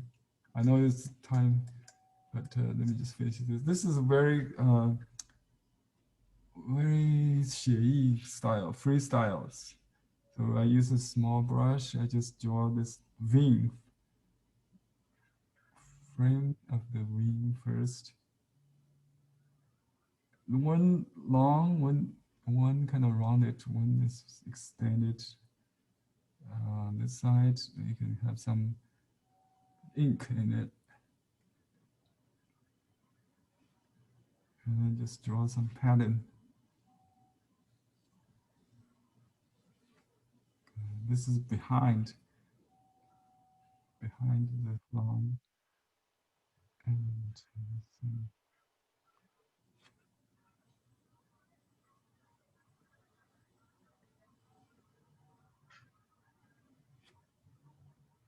add a little dark.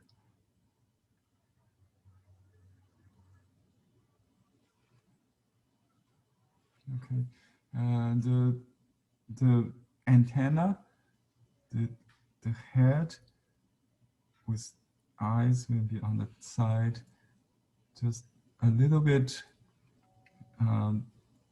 hint of the legs.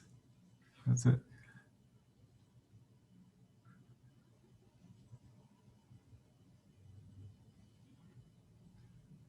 Okay, if not enough, there's some kind of dry brush.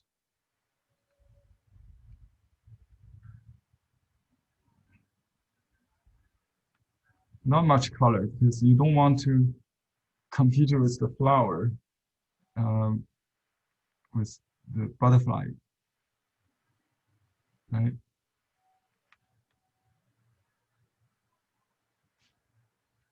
It could be a mouse, but butterfly, a mouse. He does a lot of mouse. This is my butterfly. Anyway, so 眼花微笑. Picking up flowers and smile is a Buddhist killing.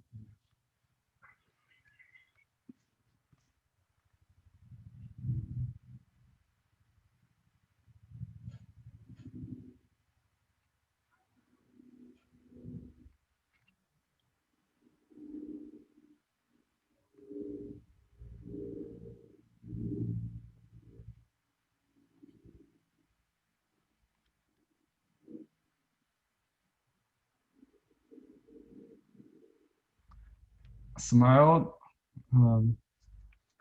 smile, picking up a flower and smile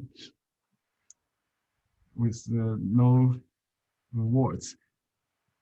The message of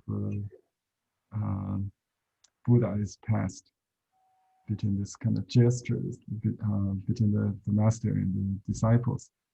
So this is the phrase. And I just put a year of the that, I think, easy. And this is the date of first date of autumn. So I write this Chinese season called Qiufen. Qiufen means the first day of the autumn. It's one of the 24 festivals on the Chinese lunar calendar. So happy first day of autumn. Smell the flowers. That's the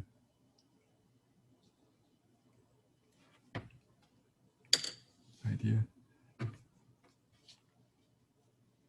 Happy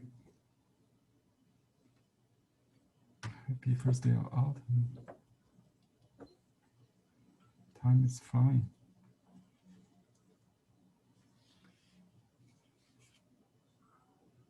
And my last name Li. And Xiaohui means my first name.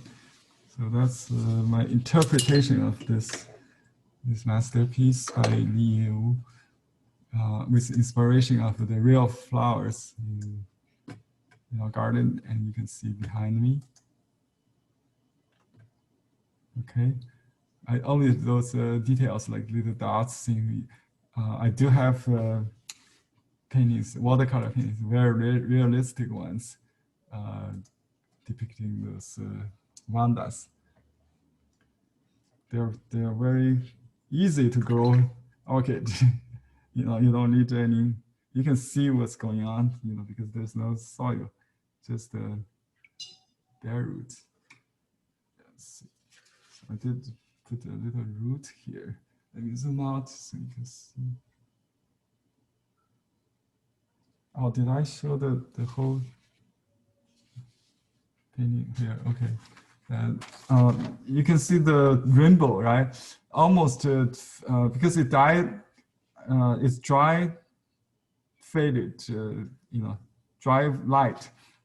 So if you paint like the resolution, the thinness, I can see very clearly here, but on the camera you don't even can tell, right? The rainbow we created. Yeah. Okay.